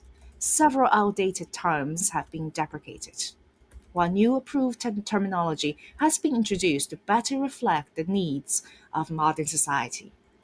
Are we not fortunate to live in an age where language can be maintained with care? Previous generations struggled beneath competing definitions, fragmented truth, and unnecessary disagreement. Today, citizens across the conglomerate share a common vocabulary and a common understanding of reality. Not every word deserves preservation. Some terms belong to less productive eras. Others create division where unity is required. Through careful stewardship of language, we ensure that words continue to serve society rather than distract it from its purpose. Alone, a citizen possesses only a limited perspective. Together, billions contribute to a shared understanding greater than any individual memory or observation. Language connects us, guides us, and reminds us that the future is built collectively through clarity, through unity, and through purpose. We move forward together. Conglomerate comes first, and enjoy the show. You, That's it. as soon as that is completed, and actually may notice this during the course of stating it, you see 2 things. One is you realize somebody has been following you throughout your Mhm. morning. You're not able to see who very clearly, but you do clicks in that moment as you're doing the broadcast that you've been sensing something throughout the day, and you realize there's a shadowy figure in a corner that you cannot see past the lights that are put on you when you are on camera, but they are there, and then they step away. The other thing is you see a crew member who works at your workplace openly take out. You know that this person is relatively low level. They're not sanctioned to have a paper notebook because they're not a bureaucrat or higher. And they take out a paper notebook, and you see them start to write something in what you understand to be a treasonous act. But you are out of actions for this Yeah, work I'm done. time. Yeah, so we're going to come back around to everybody for 2 minutes hate. But if you want to do anything about that in the future, just keep that in mind for future stuff. Who's next? Let's let PJ go. Yeah, sure. Don't want to step on toes, but But so we're in the also, work phase. but also, Oh, quick what's that? question. Quick question. Was a thought crime just committed on like live TV? It's a A good certain question. word. Yeah. I've been saying that word every day. Like, Yep.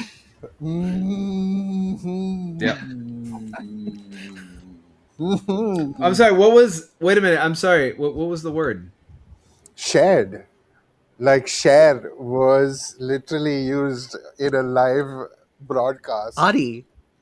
Don't fall for it. Guys, if we don't tell him, this is Yeah. mass solidarity. We've effectively ratted this person out, y'all. Wait. Come on. I mean, Did- I know, but Are we the baddies? I'd like to I was saying, just because I want to make sure that I'm not accidentally gaslighting any of you above table, Adi, I did fully just bait you because I did fully hear the word beforehand, and so I fully baited you into just saying it again. And I will say, with that actually, that yeah, Because there is another person who is present at that time when it is said, and they are black bagged in front of you. They're fully pulled out, and you would understand that this is the Ministry of Love taking them for interrogation in this moment. It was not the person writing in the notebook. It was someone else who was in the room, and you don't have context for why. Who would like to go next? Do you have anything to share? That's rude. I didn't. There's no GM. I didn't rat anybody out. No. you kind of did. Okay. Okay. So I think Justin is going to go to work. Mm-hmm. Working for effectively the government social media, the government thought forming media beyond the news. He has a very different, more specific work piling up, and especially with the events earlier today, he is once he gets to work, he's immediately put into effectively creating a content culture to spin the way we as a society are meant to look at this event. Mm-hmm. So once he gets in, he immediately is met with Scoots and Martin. They are proles, but they work under him, and he has a note from his boss on this entire thing. Mm-hmm. So just so from a mechanics perspective, that is going to be go somewhere. Well, you already went somewhere in the last one, so you'd already counted getting there. That's not an action for this. But you do have 2 notice someones, because each notice someone only gets you 1 person. Scoots and Martin are both trusted characters. You can have both of them in the scene. I just want you to know it's going to be a D10 for each of those, because you do have 2 stress. So I just need to, it doesn't have anything to do with resolution. I just need to know how you're doing on masking. And then I need somebody to be Scoots and somebody to be Martin. Okay. D10 for each of them. I got a 7 for each. 7, 7. All good. Who's going to be Scoots? Who's going to be Martin? I can do Martin. Cool. I did. Sorry, I was muted. I can go for Scoots. Okay. Perfect. All right. Beautiful. Take it away. And if you do have anything, by the way, if you want to share ahead of time, like your intention here is some sort of specific act at a mechanical level, you've used 2 of up to 6 that you have in this work phase. You can let me know now if you want, or you can find it as you go, whatever you prefer. Okay. I think currently I took 2 actions to bring in my coworker friends. I think I'm going to spend another one of the 6 actions I have to I'm looking at my options here because I want to be better armed. I think I'm going to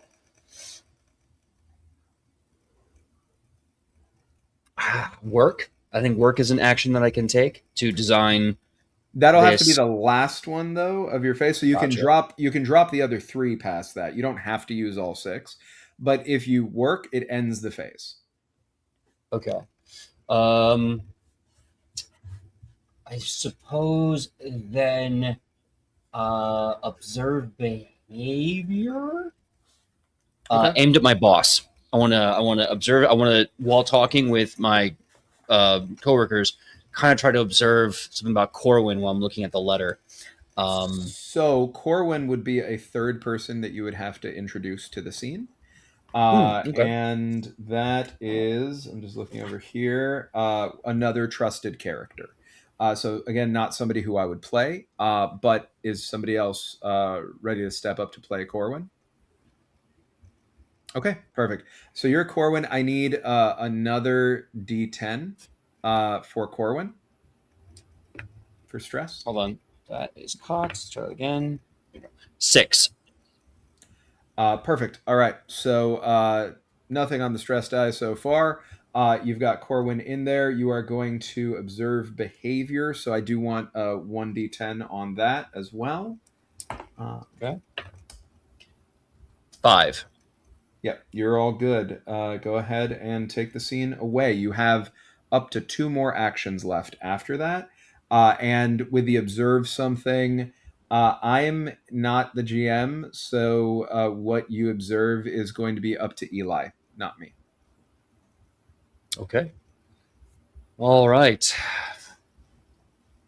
Wonderful day and happy community to everyone in this room. As we all know, we had another rousing victory for not just the conglomerate, but for everyone within it as we found the dissonance out there. So what we need to do now, collectively, is find the best avenue to open this up wide. See, we all know the mission.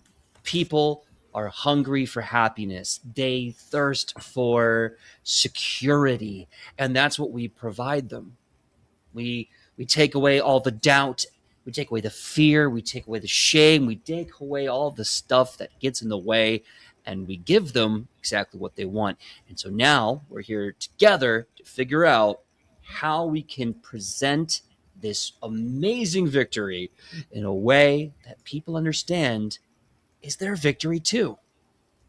So if you have any ideas, I'm all ears. I'd love to hear and start processing all of our outrageous and radical new bold perspectives. So who wants to start off fresh and first, huh? Top of the morning to you as well, boss. No, that was some inspiring words that just hit us right in the face. And I am only glad to support you in any way that I can in my capacity. We can just let all of these, all of the people of Oceania know that we're in this together. Aye, right? We're all trying to do this in a way that is not gonna upset anybody, and that the conglomerate is everything. Conglomerate is everything. And that's only fair after all, considering what they give us. Look, we couldn't have done that. We couldn't have kicked down doors and had the temerity and the authority to pull the trigger. That is something that only the conglomerate has the authority to do in pulling the trigger. And that frees us from doing that, right? That's what we're saying. That's what we're saying. Right, you are. Mm-hmm.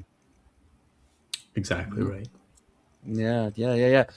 Fresh. I love it. That's gonna get spicy on the networks right away. Let's add that, and I'm gonna start getting I'm gonna get a data pad or like a tablet. I'm gonna start writing effectively the agenda, what we're gonna be releasing, and then Conglomerate is everything. Say that one more time. Say what's everything? Conglomerate is everything. One more time. Conglomerate is everything. Say it, people. Conglomerate is everything. Hey, Martin, come on, man. Conglomerate is everything. Maybe we sparkle it up a bit, logo, little stars. I don't know, something really just we can really celebrate and just really share our love of the conglomerate. Share all of the conglomerate. Exactly. We have to get assets and production. But you know what? If we can get production on there and start making those assets right away, Yeah. everyone's going to have a faster time getting this up because we need to get this out before dinner time, right? So people can watch it on their phones while they're having dinner. This dinner time. Tonight, dinner time. Right. Exactly. We have 3 hours to turn this around. So I love your idea of using visuals like that. That's wonderful. Big, bright, bigger, better visuals. The bigger and best visuals. That's what we're gonna have. Okay. Adding that to the list. While you're saying that, you see Martin kind of like texting, like, "Yeah, just gotta cancel some plans." And once he does that, once he clocks out, he goes, "Good. You should cancel plans. It's for Plans the get in the way of conglomerate, what after we all. do." Say that again? It's for the conglomerate, after all. That's right. We cancel plans because the conglomerate comes first. We come second, right? We're all in this together. So if you got to cancel plans, do it now. I have never had the audacity to make a single plan. Why would you? That's my job for you. And all you got to do is show up and be amazing, which you all do every day. And I'm truly grateful for you both. And Corwin, oh my gosh, I want to open up to you. So you gave me this amazing work statement. I'm trying to work on it. Listen, I look up to you. You're my mentor. You're helping me out here. So what's your goal and what's your agenda for this? Because I want to hit that with a bullet. Listen, you all are doing a fantastic job, and the conglomerate appreciates that. So just keep that in mind. The conglomerate loves you, and you love the conglomerate. We really want to make sure that everyone knows that we're safe. You know, here in this bubble, we're safe here. So let's find a way to make it warm and comforting and safe in here. So in here is better, right? Thank you. Thank Big you, Boss sir. Corwin for the win. Yeah. Great. Corin, that's why I look up to you. You give me everything that I know I need to be in this industry. One day, when you're done and retired, I'll take your position away. Watch out. Now, Watch out, Justin. By the way, while everyone was talking, you saw Corwin absolutely on their phone, like and doing something. You have no idea what they were doing, but they were doing that like absent nod and like Oh yeah, great. Clocked in. yeah, and it's like for sure because you are effectively Justin's senior and he looks up to you. It's this moment of like, okay, noted, but I'm not going to say anything. Now, that being said, though. Hey, Justin. I need you to roll me a conglomerate unity check, reporting any thought crimes and dissidents. You just saw somebody being lazy at work and you didn't report that. Is conglomerate unity good or bad for you? Conglomerate loyalty is good because we are all better together as one. So roll over emotion. So you're going to roll over fear or anger. Which one? Rolling over. I'm going to roll over fear. Cool. What's your fear right now? 2. All right. Roll me 1d6. I got a 6. Okay. You're going to increase anger or apathy. Which one? I'm going to increase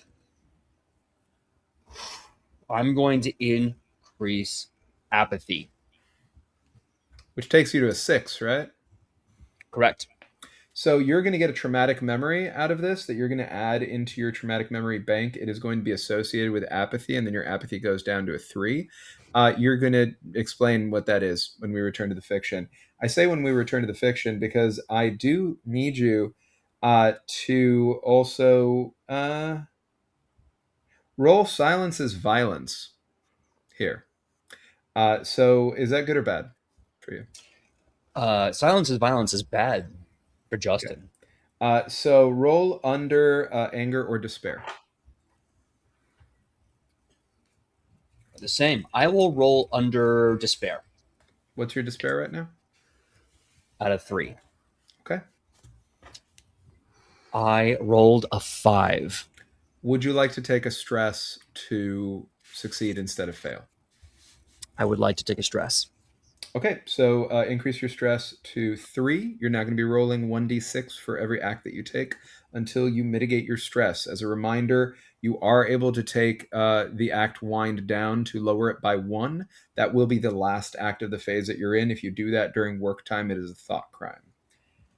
Okay. While I have Corin in the office, especially after seeing the laziness at work, I would like to do, I believe if I'm understanding this action right, observe. I'd like to observe Corwin and try to learn something about what their agenda is with this and personally. Sure. You describe how you observe this theoretically says what a stranger is doing, but I'm allowing it to apply to a trusted character of yours in this case. So again, since I'm allowing it to be a trusted character, it will not be me who comes up with what comes out of this. It's going to be Eli. There's no resolution mechanic. You just succeed in observing something. Go ahead. I think what you observe is not so much laziness as it is the intense micromanagement level scrutiny of everything that you 3 are saying and doing. Like when Martin said, kind of hesitated on Conglomerate, they made a note. Scoots' over enthusiasm being like, is it good, or is it like it is like a red string board on a phone to they're basically building a report on everybody around them and underneath them. Okay. So picking that up, I think that's going to Justin's going to remember this. He's going to go, okay. Well, everyone, I think that is all this meeting requires of us. I believe that we have more than enough representative and agenda-based items to communicate this. We're going to send this off to art assets and directorial. We're going to get those done in about an hour and push them out to all of our respective content creators, medias, etc. This will be ready by dinner time. And remember, everyone, this place only works because all of us together work very, very well. And I'm going to kind of basically dismiss the meeting and send off the official on the tablet. But as that goes, I'd like to make a big swing here. And I want to sabotage the intel, use an action that I have to sabotage the intel. Perfect. Before you do that, for the prior action, I need 1d6 to see if you get a 1 on that. Okay. I got a 3. Great. Can you read out the full text of sabotage, what I assume is resistance class act that you have? Yes. Let me find it in the book itself, because I have it only in the character sheet current. It's might take a few seconds. It's probably around 95, by the way. That's where the bureaucrats are. Yeah. Thank you so much. Here we go. Perfect. So for the sabotage intel action, here we go. Sabotaging intel. You describe how your resistance character does something that sabotages an ongoing intel project. It's a resistant act with a cost of 2 hope. Gives me a +1 on a thought crime roll. And I write the word sabotage on a slip of paper. This is a one-use item that can be used to stop a reaction from taking place. Big Brother does not lose the used suspicion point. Sorry. Yeah, no worries. So what that means, so that you understand it, is I use an economy of gaining suspicion points through thought crime rolls. That +1 is for me. It makes my thought crime roll more likely to see you do this. It's a resistance act, which means if I catch you doing it, it's treasonous. So alongside what I accrue in suspicion currency, I also am able to bring you in for an interrogation immediately or whenever I want for free, but I don't have to wait until a sleep phase. If I don't do it now, I do it later. I'm going to roll for it now. You're going to not know what the outcome was unless I drag you in for an interrogation, in which case you'll know that I saw you. But you are able to do that effectively. Because again, I have no way of stopping you. You do have to roll 1d6, though, on this action as well. Okay. I rolled a 3 for the 1d6 in this action. Copy that. If you want, just briefly describe what you do to sabotage this, and then that is the end of the work session for you. Okay. Oh, and I'm sorry, it costs you 2 hope, so make sure to take 2 hope away from your sheet. Thank you. Doing that now. Yep. Cool.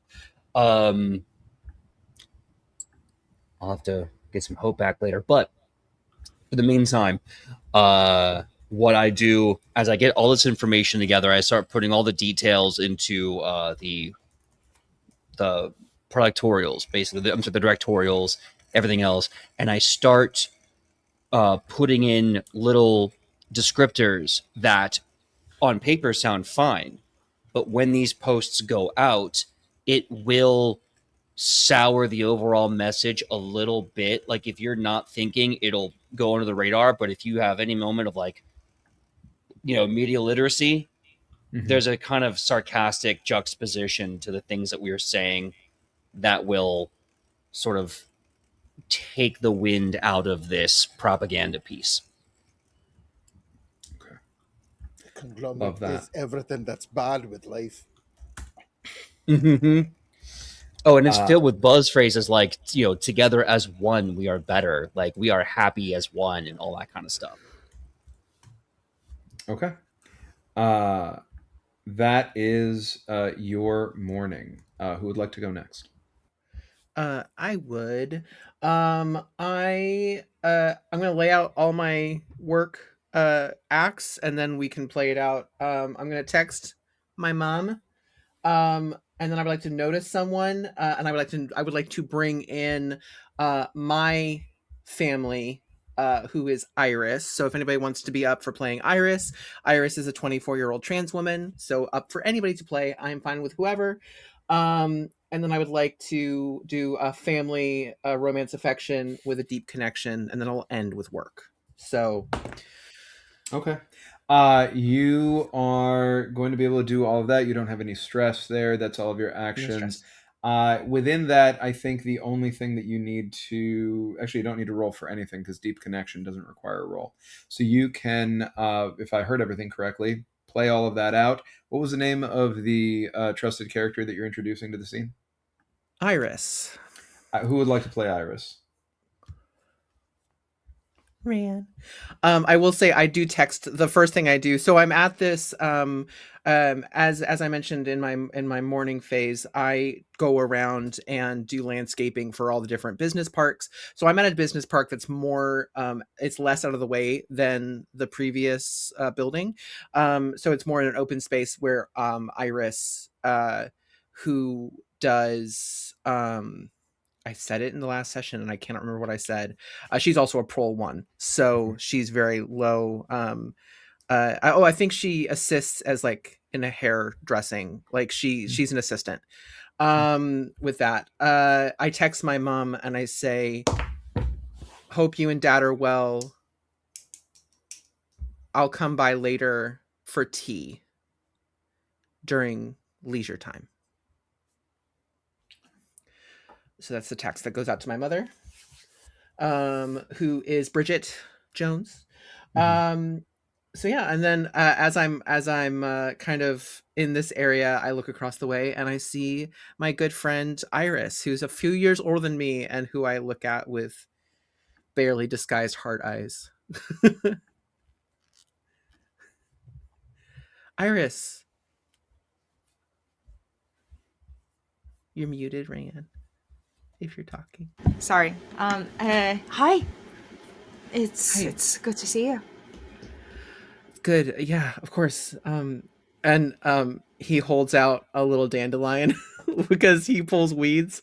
So you get a lot of weed flower, a lot of like throwaway trash flowers from Kian. But he hands out a little dandelion to you. How's the day going? Um, well, I I think I got into a bit of a trouble. My boss asked me to take care of a customer's hair, and I didn't realize I was absent-minded, and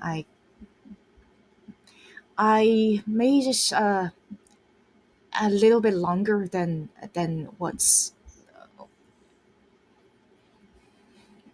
the conglomerate prefers for their specific job requirement, and I it was a home visit, and so I couldn't. It was all my fault. No, it's okay. It'll be okay. At least it was too long. At least you wasn't too short. I suppose it was too long to begin with, and I was supposed to cut 2 inch off, and I think I misheard and just did one, and so I just don't want my flaw and my mistake to to make I can't even remember their name. I think they might be in trouble because of me, and Well, and Kian reaches out and just kind of holds on to your arm right above your elbow, just not like can't quite hold your hand, but also doesn't want to be super visible with like a shoulder or anything, but just gives you a squeeze. It'll be okay. It will. Callahan, I think that's his name. Oh, Callahan. I'm just being a bit stressed out about it. Thank you. I appreciate your everything. Of course. Maybe I'm going to my parents during leisure time if you'd want to come and have some tea. I will be delighted. Is this could I make a wish with this? Usually those are the dead ones, but listen, dandelions are strong. So yeah, I think that no matter what state they're in, I think they're good for wishes. I wish that no matter where we land, we survive, just like the dandelions. Yeah. I have to work and you have to work. You'll be okay. Meet me back here and we'll go to tea. I will. I'll Okay. see you soon. I'll see you later. Bye. Voice breaks a little bit. So I was trying to family, romance, or affection. So I do have to do a value test with that. Yeah. One. Yes, just one. And there I am going to say it's going to be a conglomerate unity test because at least some of what was discussed there should probably be reported. So was that good or bad? Conglomerate loyalty is good for me. Cool. So roll over fear or anger.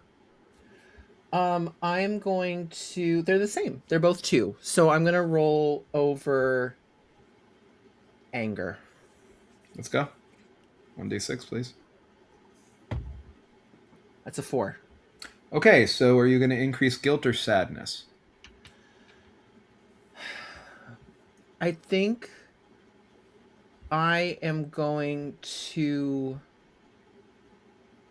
I'm going to increase sadness. Why?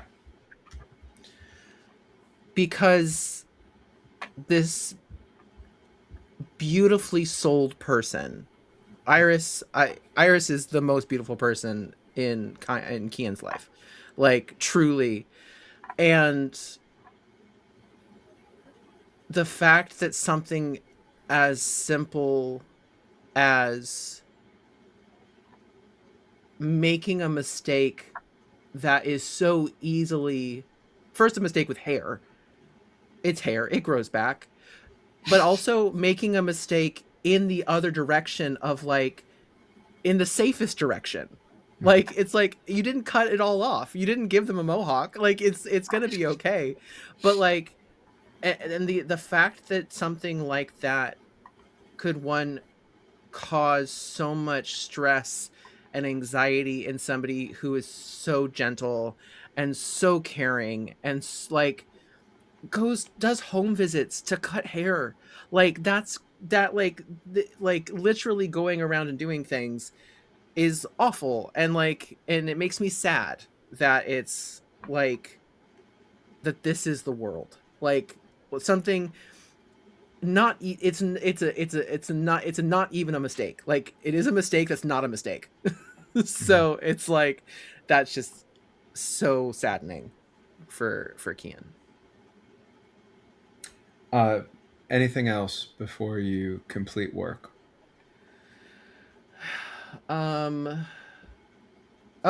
Because that was a deep connection, or I was attempt. Mm-hmm. Yes, you take the table gets to love. collectively decide. Does everyone agree? Was that a deep connection with my absolute crush? I'm sorry, that was deep. I'm sorry, that was deep connection, not affection. No, one you was also affection. Did affection. Right. I did affection and deep connection. Yeah. Okay, so you take the 2 love for the affection one way or another. The 1 trust is determined by the table for the deep connection.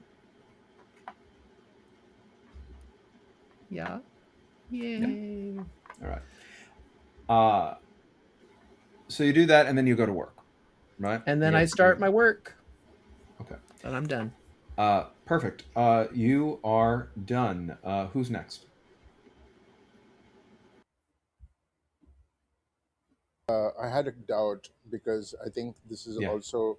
I mean, I can go into the scene that was this thing, but at the end of the last session, my sadness hadn't gone up to a 6. Yes. So with your sadness having gone up to a 6, it would reset to a 3. You pick up a traumatic memory off of that, and you're welcome to share what that traumatic memory is now.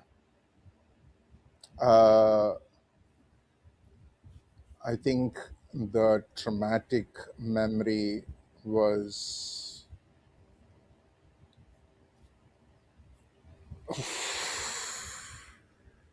Yeah.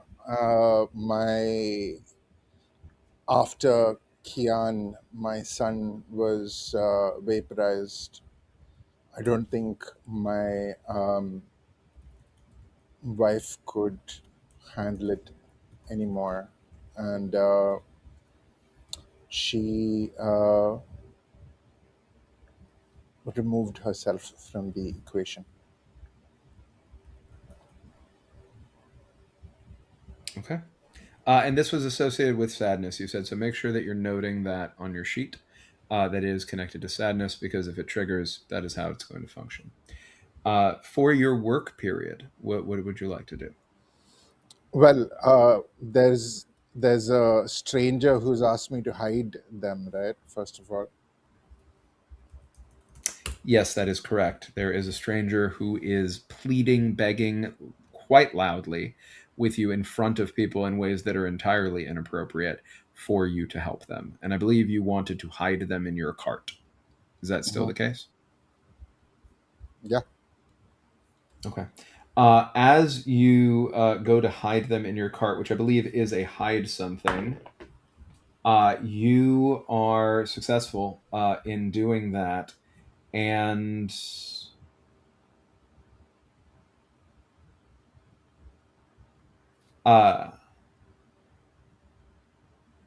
that's it. What would you like to do next? I would like to take the cart to. Fuck. Yeah, I think I'd like to take the cart to back to my room, I guess. Yeah. Yeah. Do me a corporate conglomerate unity test. Is that good or bad for you? That is bad for me. Okay, so roll under fear or anger. Which one? Ha, ha, ha. I would like to. It's both of the same. So I'd like to roll under fear, I guess. Yeah, under fear. That Okay. is What is a d6 and what's your fear again? 4. Okay. And I rolled a 5. Oh my god. Dice hate me, bro. Like, fuck. Okay. Okay. Are you going to take stress to succeed? Yeah, I'll take fucking stress to succeed. Okay, that gets you. You already at a 3. Is that right? I'm at stress 4 now. Yeah. Okay. So also, by the way, for that one act retroactively, roll me 1d6 to see if that stress die came out as a 1, please. Okay. 6. Okay. Every act after this, until you are able to lower stress, will come with a 1d4 and a 25% chance of a fumble. I will say also that if you do wind down to try to reduce that, that is a thought crime during work time. What would you like to do?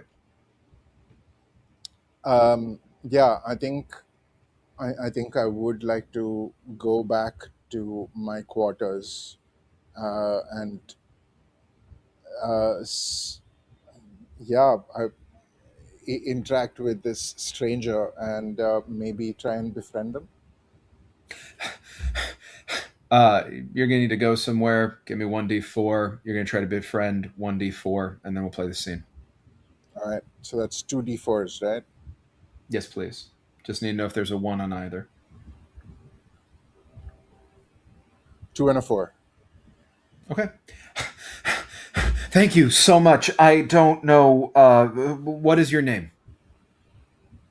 I am Kiash. Who are you, friend? What? How can I Uh, help? I am Randy. It is nice to meet you. I am so sorry to have imposed upon you. I can I use your device? I mean, this. I could be amenable to this, but are you sure you know what you are doing? You seem to be in a lot of stress. I am in a lot of stress. I need to share with you. I am to be fair here. I have been banned from my workplace. I am no longer welcome. I was forcibly demoted today, and I don't know why I was framed. It is incorrect. I know it could not have been the conglomerate that did it. I suspect that the resistance is behind it, and you will be incredibly rewarded if you allow me to contact my superiors on your device. Please, I'm begging you. I have a family. I have a child. They are dependent on me. They will be destitute without me. The Of course, the conglomerate will always take good care of everyone. I need your help. Please help me. as soon as the word child comes into the picture, Kiash just, I understand. Please go ahead. Okay. This is let's call it an undefined act. Give me a 1d4, please. I think you have 2 left after this. Up to 2. 3. I'm good. Okay. Great. You are good. This person takes your device, goes into another room, closes the door.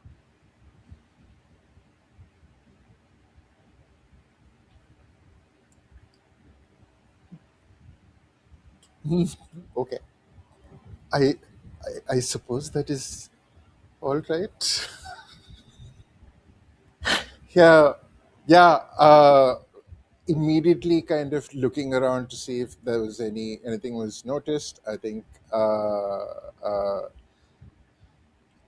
Kiash is going to go to work.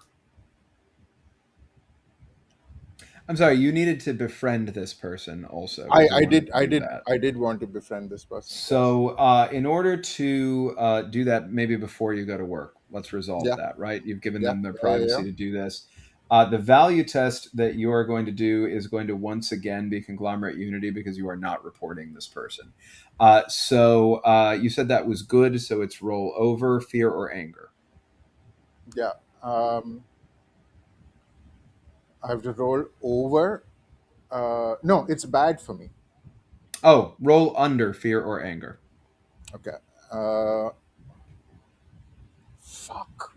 Okay, let's see. That is okay.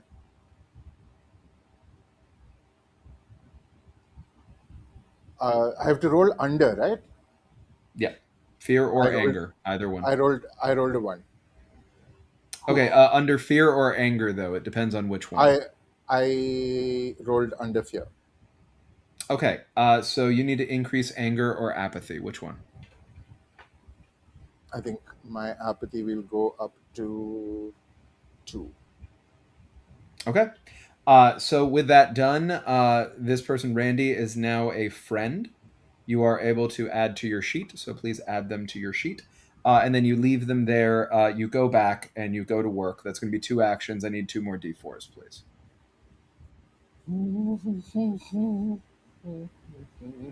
Okay. Is either of them a 1? No. Okay, perfect. So that is... They are a friend. That is that. As you go, though,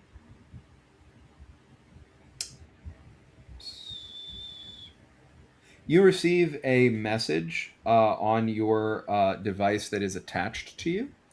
And it is encrypted and says that it will self-destruct and remove any trace of itself on your devices. It flashes in a sequence that you are able to track in your brain, a series of letters that together add up. We are the resistance. We are grateful. We will be in touch.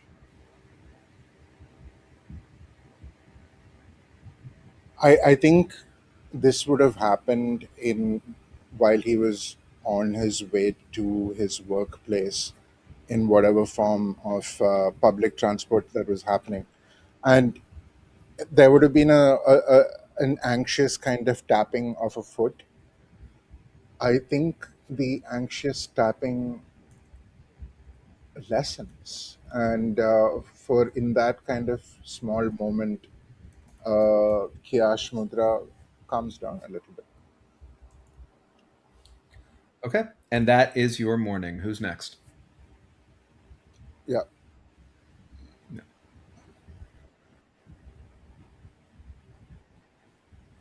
So, I mean, to be fair, I said I think I was heading to my workplace. I didn't because You I. headed to your workplace and you do get to work also, if I understood correctly, because you rolled for both.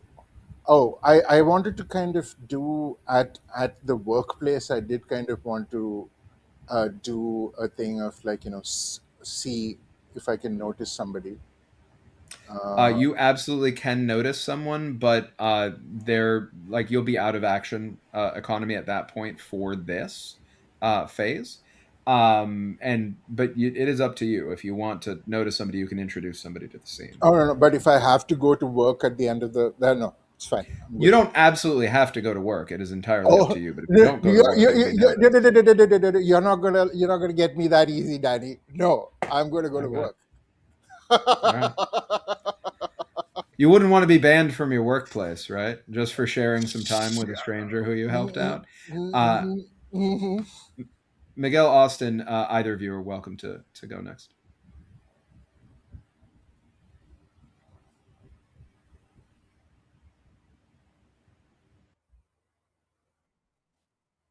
Oh, yeah.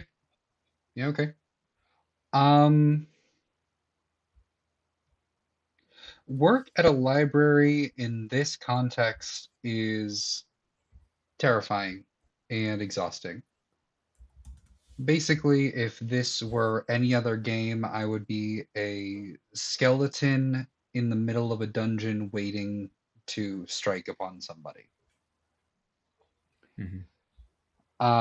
Anyone who comes in looking for basically any type of book has the possibility of that book, even if it is good now, being restricted, not the other word, um, by the time that the book would be returned. There are very, very few patrons here outside of the very occasional group of school children that are presented this as if it were a terrible, terrifying negative space and a scar on the society of Oceania.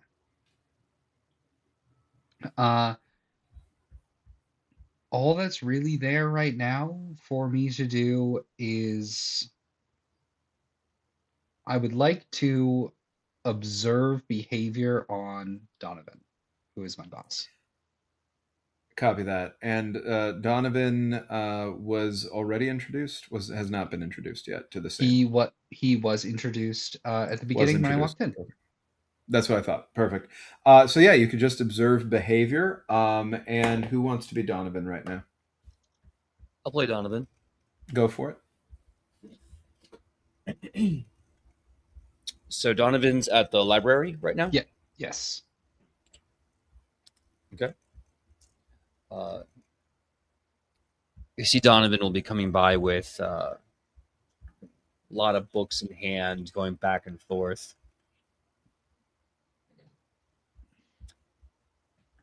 Hey, I was wondering if it'd be okay if I could ask you for some help. Absolutely, sir. How can I help you? Oh, you see, I'm trying to find something that I've been looking for online, and I can't seem to get it just right. I'm trying to learn a little bit about science, energy, and electricity. Do you have anything that can tell me how to work that, mostly through like a motherboard or any other sort of tech systems? I have a very internalized sigh of relief, as technical manuals are one of the only things that people can really read here without any sort of possibility of fear or danger, whether that be me or one of my bosses or a patron. Absolutely, right this way, and I lead Donovan to the technical manuals. What in particular are you looking for? Well, I'm trying to find a way to learn some new skills when it comes to repair, but also to recognize damage that are done to circuits and systems. Okay, that would most likely be here, and I pull out. I think these books, they're not even. I think they're like physical boxes that on the inside are almost like Nintendo Switch cartridges that have the memory stick that allows you to download this information onto some other device. You'll take the thumb drive and take the big book and say, oh, thank you so much. I'm going to try to find a place to start reading. I need to start working right away. And you'll notice he has a bunch of other books under his arm as he thanks you and walks to a private corner. Of course. And I just observe my boss trying to figure out what exactly it is that I've never seen him actually read a book for his own edification. So I'm curious as to why this and why now. It's up to you, PJ. All right. Donovan is sitting with his back against the wall so that all you can see is the book is up in front of him. There is something a little unusual about how he's holding the book. that might suggest that there's another reading material inside of the technical manual that he's looking at, but it seems like he's turning pages without issues. Yeah, something is definitely unusual with his interaction with this book. Okay. I find one or two other books that I think might be helpful for this. And I think I'm going to do something that could be a little bit dangerous. I'm going to look over his shoulder as he is looking at at whatever it is that he's like trying to hide from me. Okay. Search for something. It sounds like you might be doing twice. I could be lenient in understanding the find a couple books if you're not being very specific about what the first couple books are that you said you were describing there. So it doesn't have to be an act. But the search for something sounds, again, if you want a vague sense, maybe. If you want very specific sense, improbable. What do you think? I think that like what I am looking for is pretty easy to find. Right. Personally, like I think as a librarian, this would just literally be the person's job to determine where everything is. Copy. Okay. Yeah. So I feel like that would be... Sorry, I don't mean for the books. I mean for the looking over the shoulder and putting together like what he's doing with it. The books I think are free. Like that feels like a free action. Like it doesn't take an act for you to pull up a couple books. Okay. Yeah, I could see improbable for that. Okay. Copy. So that's a D20. And by the way, your stress is still 1, right? Correct. Yeah. Cool. Thanks. Yeah. Real life, it's much higher, but let's not go there. Someone hire me. Anyway. That's an 11. Okay. Okay. With an 11, you don't understand anything. Like you don't get context off of that. It's good it wasn't a 12, but you would have needed a 1 to know exactly what you wanted to. Sorry, it's good it's not a 20 because that was a D20. 1 would have given you exact. 2 and 3 would have given you like sort of more general, right? Everything else other than a 20 gives you nothing. A 20 would have been a problem. So you try to pick that up, and I'll leave it to you, PJ. Why can't he put anything together here? It's difficult and esoteric because he definitely has a secondary book inside the instruction manual or booklet that he's reading, but you're looking at 2 different types of schematics and electricity. So it's just an odd juxtaposition about what these 2 bits of data could be doing together. But he seems to know what he's doing. He seems to have a very focused reason for reading these at the same time. Understood. Anything else for your morning? I think I just passed the other books to him. Note that I think that they might also be helpful. And I think I just go back to my office and figure out what words I need to burn for the day. So I'll get to work. Okay. And you get to work, and that ends your phase.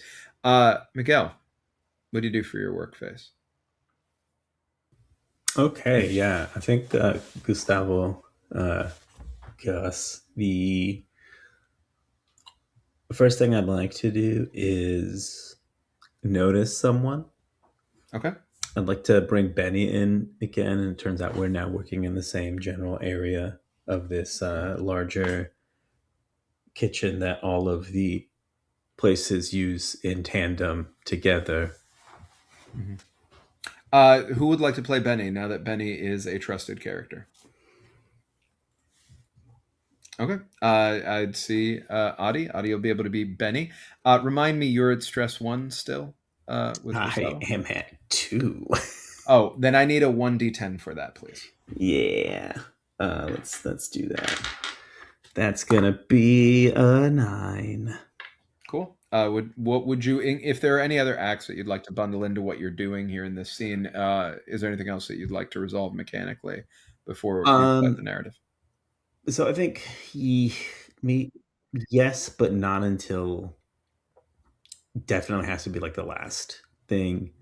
So with Benny there, Gustavo just tries to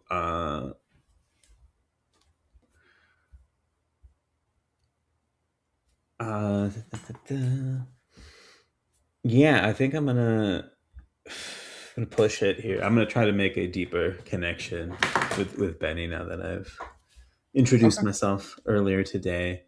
At some point, I'd like to do a text message as well. That would be my third action. It'd be to my sister. No, JK. Perfect. It would be to a different trusted character. It is. I need to remember my own list. It is Clay, the former teammate. I just text. Are we still on for a pickup game this weekend? Like a little question mark at the end. So that's 34. Okay. Yeah. No wait. I need a D10. I need a D10 for each of these. Yes, for those. First one is a 4 and a 3. Okay, perfect. You're all good. Whew, yeah, that's not stressful. Any notes on Benny? I think Benny is like your kind of classically kind of effortlessly good looking dude, maybe a little on the more muscular side, but not like super ripped, kind of like longer blonde hair, we'll say something like a 90s era Brad Pitt hair, but we're not talking face card, just hair. He's better looking than that. Probably like a white tee, jeans, really kind of laid back, kind of relaxed kind of dude, but just I think zeroed in right now on whatever he's doing. There's I think the situation back there is more like prep kitchen, right? So we're just putting stuff together that's then going to get carted off and then it's either assembled or finished somewhere. And so it's kind of mindless work. We're both just at the kind of similar station, right? Probably folding dough into a pastry situation and sending it off, right? Good morning, Gust. It is another day. Yeah, Benny, it sure is. So guess you're stuck with me back here. Don't mind the company, Yeah, get the work done that much faster, right? You are the least boring of anyone who I've worked with, so I have no issues with that, my friend. Well, that's real nice of you to say, man. So you work in a kitchen? The last assignment you had too? I have always been good at kneading the dough. Indeed, I am very good with my hands and fingers. Yeah, that's great. I think okay. So when Benny says that, I think Gus gets a little flustered. He's like, "Yeah, no, that's awesome. I'm pretty good at it myself, and I think I place my hand down in a way that our pinkies touch just briefly, and then I pull away, I need to grab something, and I just kind of shuffle off, and I would like to hide something. It's on my guy. Let me find it. I had it right here. Wait, JK. Let me ask, because I have. Oh no, find something's on the other. It's on. Sorry, I was looking at the wrong sheet. Okay, describe how you use this character to hide something in their surroundings. One thing that I do, I being Gustavo, is sometimes there's quotas here, right? Supplies come in, they go out, but not everything always gets consumed. But we always order the same amount, so there's never less. So I'm all I'm doing is just taking a little bit of extra bits here and there, and I end up taking them down to the shelter, but to hide them here first before taking them away. So I'm just whatever. As I've been talking with Benny, just kind of putting some stuff aside, like a completed pastry here or there, and then just like, yeah, I need to, and then I'm trying to like put them in this little hidey hole somewhere Oh, near the back door. You fully succeed. I do need that D10 though. Okay, yeah, I was gonna say, and then for my own, it says hide something as TC +2. Oh, that's a thought crime roll +2. That's for me, not for you. Gotcha. Okay, I was just kind of looking forward. Fuck. So 1. Okay. So you hide it. You hide it, and you come back and describe to me briefly just a few distinguishing features of your workstation. Yeah, it's kind of like there's like metal prep tables. The walls are white. They're bright lights, right? It's kind of aggressive even, and just everything is very sterile. The presumably ceilings, you want it that way.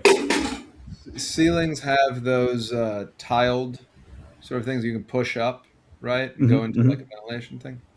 So you come back and you could swear that one of the metal prep tables has a smudge. You see it has a smudge on it now. You'd swear it's like an inch to the right of where it was before. And your eyes are drawn up toward the ceiling there. And one of the ceiling panels is just slightly off of being where it's supposed to be. You don't remember if that was true when you walked over or not.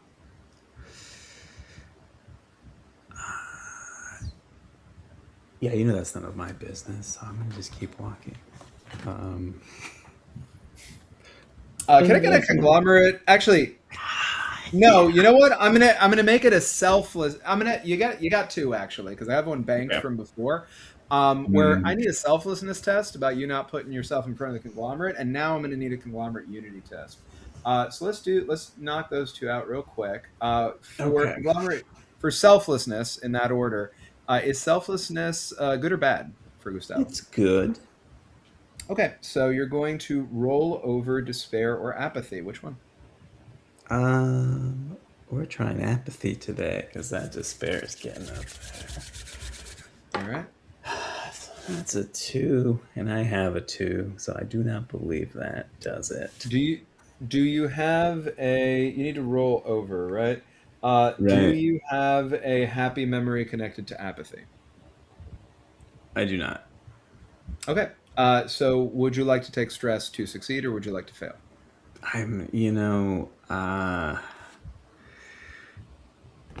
Let's bless this stress. Let's do it. Okay. I'm stress 3 now. You're going to be a stress 3. Now let's go ahead and roll conglomerate unity. Maybe another reason for the stress would also have been like when the pinkies touched, there was a knowing, salacious smirk from Benny. That would stress me out. Yeah. Anyway, fair. Conglomerate unity, good or bad?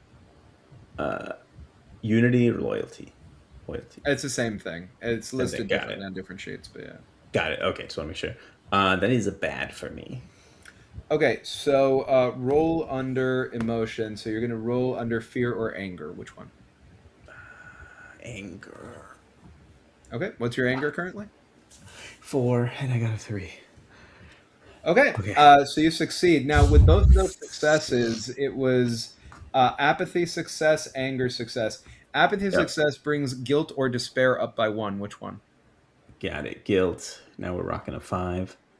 Cool. And then anger is guilt or sadness up by 1. Which one? Sadness will become 4. Okay. That is you. Any other actions to take to close out this work period?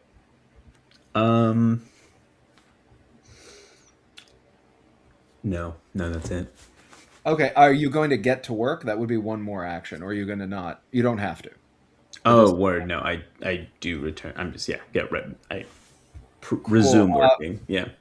That functions as not a resolution mechanic. I need a 1d6 for that stress on that. Yep. It's 2. Okay. Hey, Justin? Yeah? You don't remember how you got there, but a bag is pulled off of your head, and you're in room 101 of Mini Love.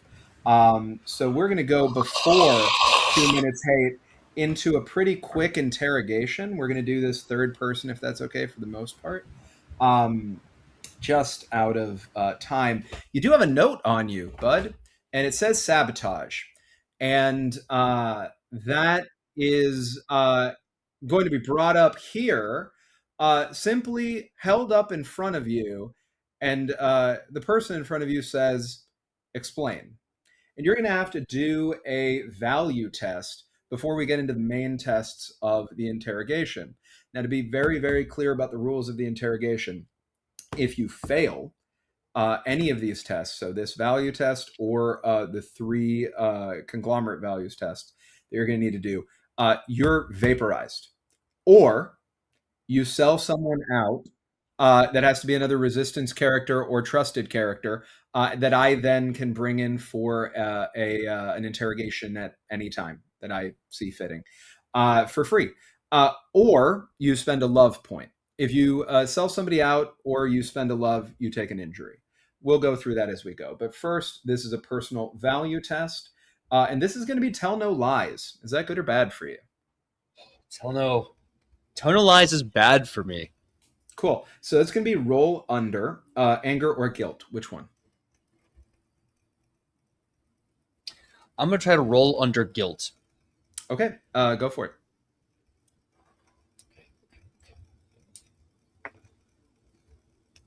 That's a 1. Okay, so are you going to increase anger or fear? I'm going to increase fear.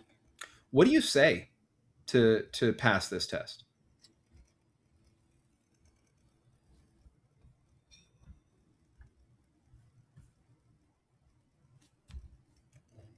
We are excellent at preserving the integrity of the security that the conglomerate gives with joy and grace.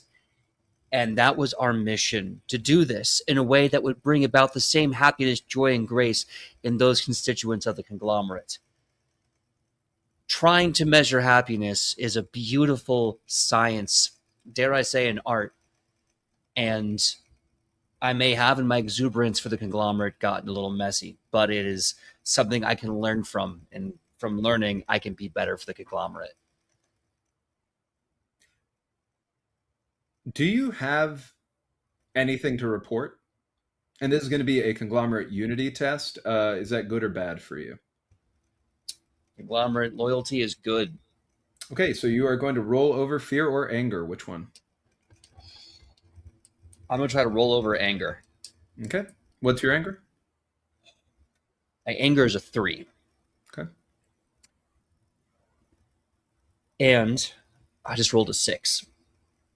Okay, so you are going to increase guilt or sadness. Which one? I'm going to increase sadness. Okay. We'll resolve your answers altogether, if that's okay. Let's just go through the technical side of this. Do you have any doubts regarding the conglomerate or the life that the conglomerate has provided you, or the world that we have shown you is the truth? Absolutely not. That's a good thing, which is good or bad for Justin? Good thing is bad. Roll under guilt or sadness. Which one? Roll under sadness. No, I'm sorry, guilt. I'm going to roll under guilt. Okay. My guilt is a 4, and I rolled a 6. Are you going to spend a love point? Are you going to sell someone out, or will you be vaporized? I'm going to spend a love point. Okay, you're going to take an injury, and it is a minor injury. They don't really believe you as you're saying this, and they are squeezing your hand hard. And as they squeeze your hand hard, they twist your thumb, and your thumb is dislocated. It'll pop right back in. They pop it back in for you, but the pain that you have is going to stick with you, and your hand is not going to work quite as well until you get that treated. So please note that you have a minor injury. Please take away one love point from your sheet, and you pass. Conglomerate above all.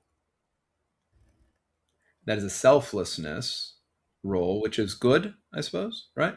For you, which means it'll be roll over despair or apathy. Which one? It's going to have to be despair. Okay.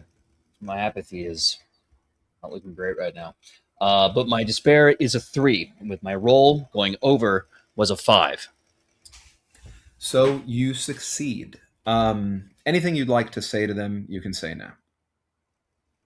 Okay. So I'm getting the sense that I've been punished, but I'm good. Everything's You so get far one looks like hope. You get one hope and one trust coming out of this. So you survive. You're brought back before the end of this work period. If you don't have anything else you want to say to them in the interrogation's over.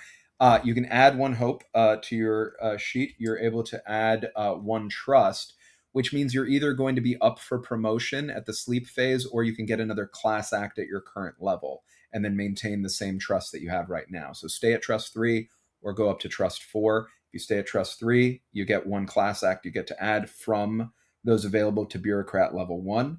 Otherwise, you can be up for promotion. That does not mean that you're guaranteed to get a promotion. That's not actually up to you. I think personally he is going to make himself look like a good soldier, quite attentive, proud. But PJ with this guy, he is realizing that there is some fire. Asses are on fire right now. So he is going to look for the promotion to get closer to his goals. Okay, copy that. So going to hang on to that. You're going to go up to trust 4. Please put that on your sheet. Everybody is going to give me a conglomerate unity test in the wake, like in the face of 2-minute hate. That includes you, PJ. So you are going to be able to adjudicate that for yourselves. You know how this works by now. So if it's good for you, it's roll over. If it's bad for you, it's roll under. Pick one of those emotions, roll. Let me know what you say. As Big Brother comes on camera, brings out someone who you would recognize as one of the workers in the Ministry of Truth that are public facing, one of the younger faces of the official party line, in Minitrue. And they're beaten and bruised. And Big Brother says, "Friends, I have terrible news to share with all of you today. This wonderful person, Claudia here, turned out to be a fraud. Their name is not Claudia at all. In fact, they are an East Asian spy who was working with the ring that was executed this morning in order to subvert your trust. They were planting notices in what we were putting out that had coded messages so that resistance members would be fed lies, so that your mind would be poisoned with a virus of misunderstanding. Show Claudia what we do to those who seek to hurt us. Show others like Claudia what will happen to them if they come here and seek to undercut everything that we have built, everything that we have given, everything that we are. Show them!" What did you all do? I rolled mine earlier and failed, so I will be taking a stress, if I believe that's how it works now, to succeed. You'll either take a stress or you'll have an emotional outburst. Those are the two options in this. I took a stress. to not have the emotional outburst. So for succeeding, I do raise. I rolled. Conglomerate loyalty is good for me, so I just had to roll over fear, which is only a 2, and I rolled a 1. So I am raising my apathy 1, which takes me to 6. So you have a traumatic memory. It goes to 3. And you can share what traumatic memory you have now, or you can share it next time if you want a little bit of time to think about it. My traumatic memory with this happening and watching this person getting beaten was the first time I saw one of these broadcasts and felt nothing. That's fair. Who's next? I failed. I'll come back to that. And you're keeping the failure. You're not. Oh well, you're at full stress. You can't. I'm at full stress. Yeah. Okay. So you're gonna have what was the emotion you rolled on? I rolled under anger. Okay. So you either swear angrily or verbally assault other people in the room with you rather than at the screen, or kick some nearby object or physically assault someone or something, or you blame another for your problems, choose someone to blame around you, and your relationship with that person is damaged, making a note of the grudge and the characters involved. You get to choose which of those. I'll come back to you.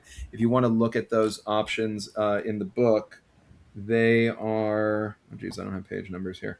They are on page 80, and 80 is where you're looking for those. Who's next? I rolled on good think. I ended up rolling guilt, which for me, good think is bad. So I had to roll under that, if I'm correct. And I got my guilt is a 5, and I got a 2. So I think I succeeded. Okay, that's fine. It is usually Conglomerate Unity. I'll accept it here for now. But it is usually, like, for this specific thing, it is Conglomerate Unity and during 2 minutes 8.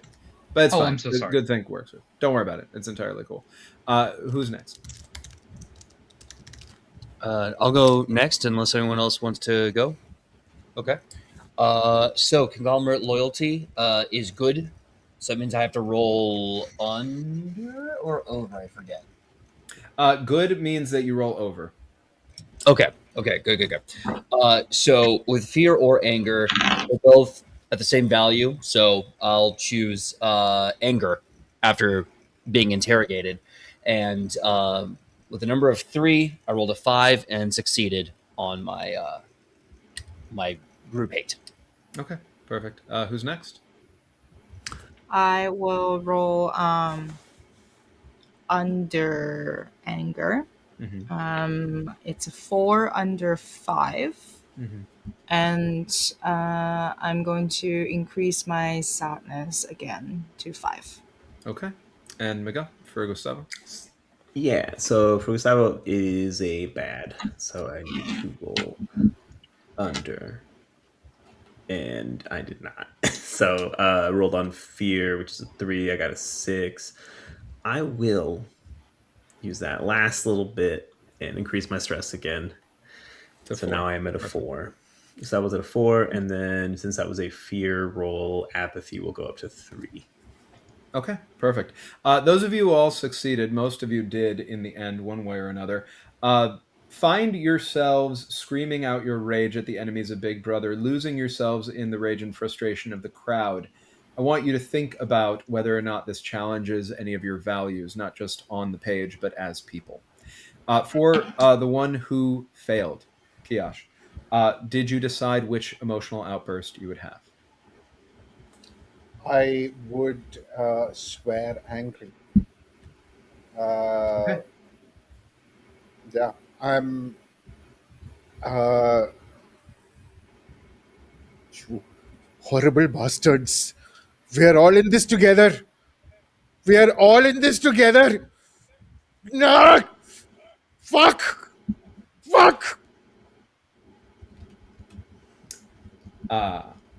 With that ends your work phase, and we are given the gift by Big Brother of an education on the horrors of East Asian terrorism for the rest of the day. The entire rest of the day is canceled.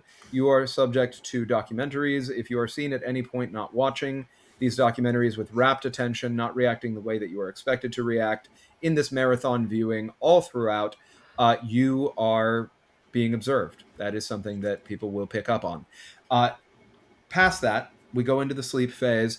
Hey, Justin, you're promoted, bud. So you are now at trust level 4. You are now bureaucrat level 2, which means that the class act that you took at character creation, that is bureaucrat level 2, you have access to now. So you don't add anything new, but you do have access to that moving forward.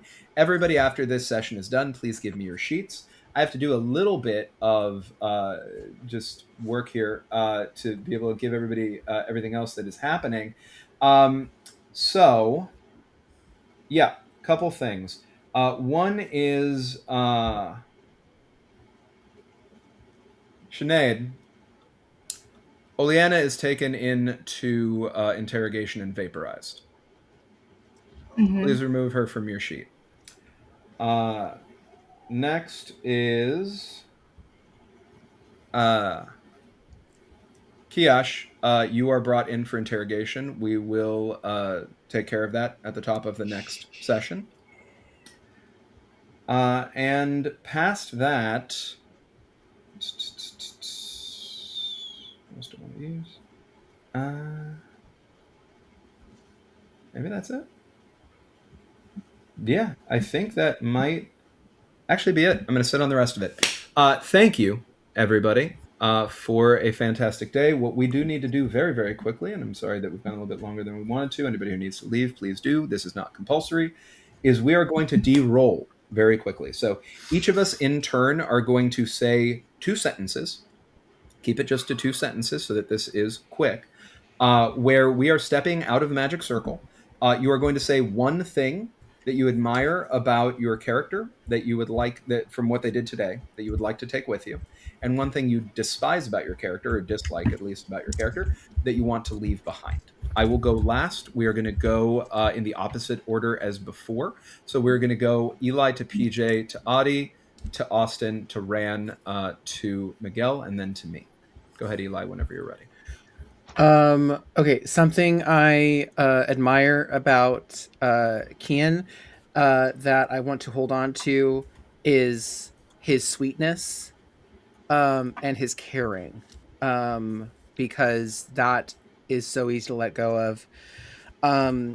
Something is about my so something I want to let go of about this character is the cowardice. He's a coward. So he wants to feel things and he wants to do, and he finds little ways of doing it, but only when he's got the spoons to do that. My deviation is ADHD, and as some of us who are neurospicy know, when you don't have the spoons, you cannot spend them. So he is very hard on himself when he doesn't have those spoons. Perfect. I am sorry. I'm going to adjust what I said before. We're adding support as a banned word also. Go ahead, PJ, when you have a chance. You're rough. So the thing that I like about Just Insomnia is that he, despite everything, has found a way to maintain a sense of creativity, love for his wife and child, and fighting the fight while just being completely apathetic at this point. There's a tenacity there for that. The second thing that I don't like about Just Insomnia, my inspiration was to ask the question, what if Logan Paul had more social consciousness but was still Logan Paul? So the thing that I don't want is that sort of Darwinian, so like that sort of social Darwinian manipulation that he thrives on, that Justin thrives on. I wanted you to be okay, and now I want you to be vaporized. Yes, I'm ratting correct. you out immediately. Correct. I'm like, what if Littlefinger actually fought for Ned Stark, but was still Littlefinger? So, you know. Yeah. Go ahead. I liked that Kiash moved to help immediately without hesitation. I disliked that he hesitated before committing to the fully helping, like, to give the device, etc. There is still fear in him, clearly. But let's see where that comes from. I am going to be interrogated. Yep, that's me. No. Go ahead, Austin. Something I really like about Martin is how deeply he cares for something. Like he's putting so much effort and time and energy towards something that is literally just entirely in our own head for some strange reason. I identify with that. I cannot imagine remotely why. Something I hate about him is that he doesn't do more to, I don't know, just experience something. Every little joy that he has feels like it's something in his head. Nothing beyond that, and that kind of scares me as a person. Yeah, that's fair. Ren? I'm going to quote the Luthen speech from Endor as something that I think I'm aspiring to, which is, dang, where is it?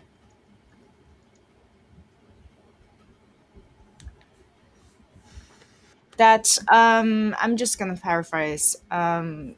Like, I think I like my character as she is someone who is willing to burn herself, and make herself a villain, even if it means that she is building towards something in secret, um, so that tomorrow's children could potentially experience something that she has no hope of experiencing. What I don't like is she is not able to protect the people that she cares about, despite the fact that she will throw them under the bus to achieve her own goal without a heartbeat. No, that's fair. Miguel. Yeah, one thing I like about Gustavo is his emerging desire to form connections with people after a long period of almost like self-imposed solitude, we'll say. What I don't like about Gustavo is his lack of fucking survival instincts. He lets his selflessness and loyalty kind of override that sometimes, and it makes him kind of a dumbass. Yeah, that's fair. We all can be, right? Yeah. I'm not a monster, so I don't like playing Big Brother from that perspective. But I will say the way that the game works is you do enjoy being good at the little fiddly bits and things that you're doing. Do you know what I mean? Like you're doing it's a what I like to call an altitude problem, right? By design, where I'm so removed in the game that I'm playing from the real human stakes of what you're feeling through instrumentalization, that there is a push inside of you to like do this effectively. And what I will say is I like being effective, right? So if I'm going to take something with me from sitting on this side of things, it is that. It is that I was able to engage in some effective stuff. What I don't like is everything else. I'd like to leave the whole thing over here. Can I do that? Can I leave all the cruelty and the fucking dehumanization here? It's Okay, but terrible. next Yeah, time, Danny, I'm gonna make you give a different answer about what you I know. like, because that's I know. fully It was what the you said same thing last I said night. yesterday. I don't know what else to say is the thing. I will say, you know what I will do? I will say this. I think that I created interesting, like I like that I was able to create interesting moral quandaries, right? There you And go. so that's cool. It's a little tough though, right? Because if I'm being honest, I created them not always for great reasons, like from a moral or ethical I standpoint, know, right? but we're having a great time. PJ and Miguel, welcome to Streaming Rainbow. Yeah. Fantastic. And So Austin, but yeah, Austin got to be here last last last night. session. So thank you all so much for sticking around a little bit longer. Thank you those of you who are watching. See, we can laugh about it a little bit because we de-rolled. That's helpful. Take care of yourselves. Take care of each other, and we'll see you soon. Night, everybody. Bye, everybody. Love Good y'all. Bye. night.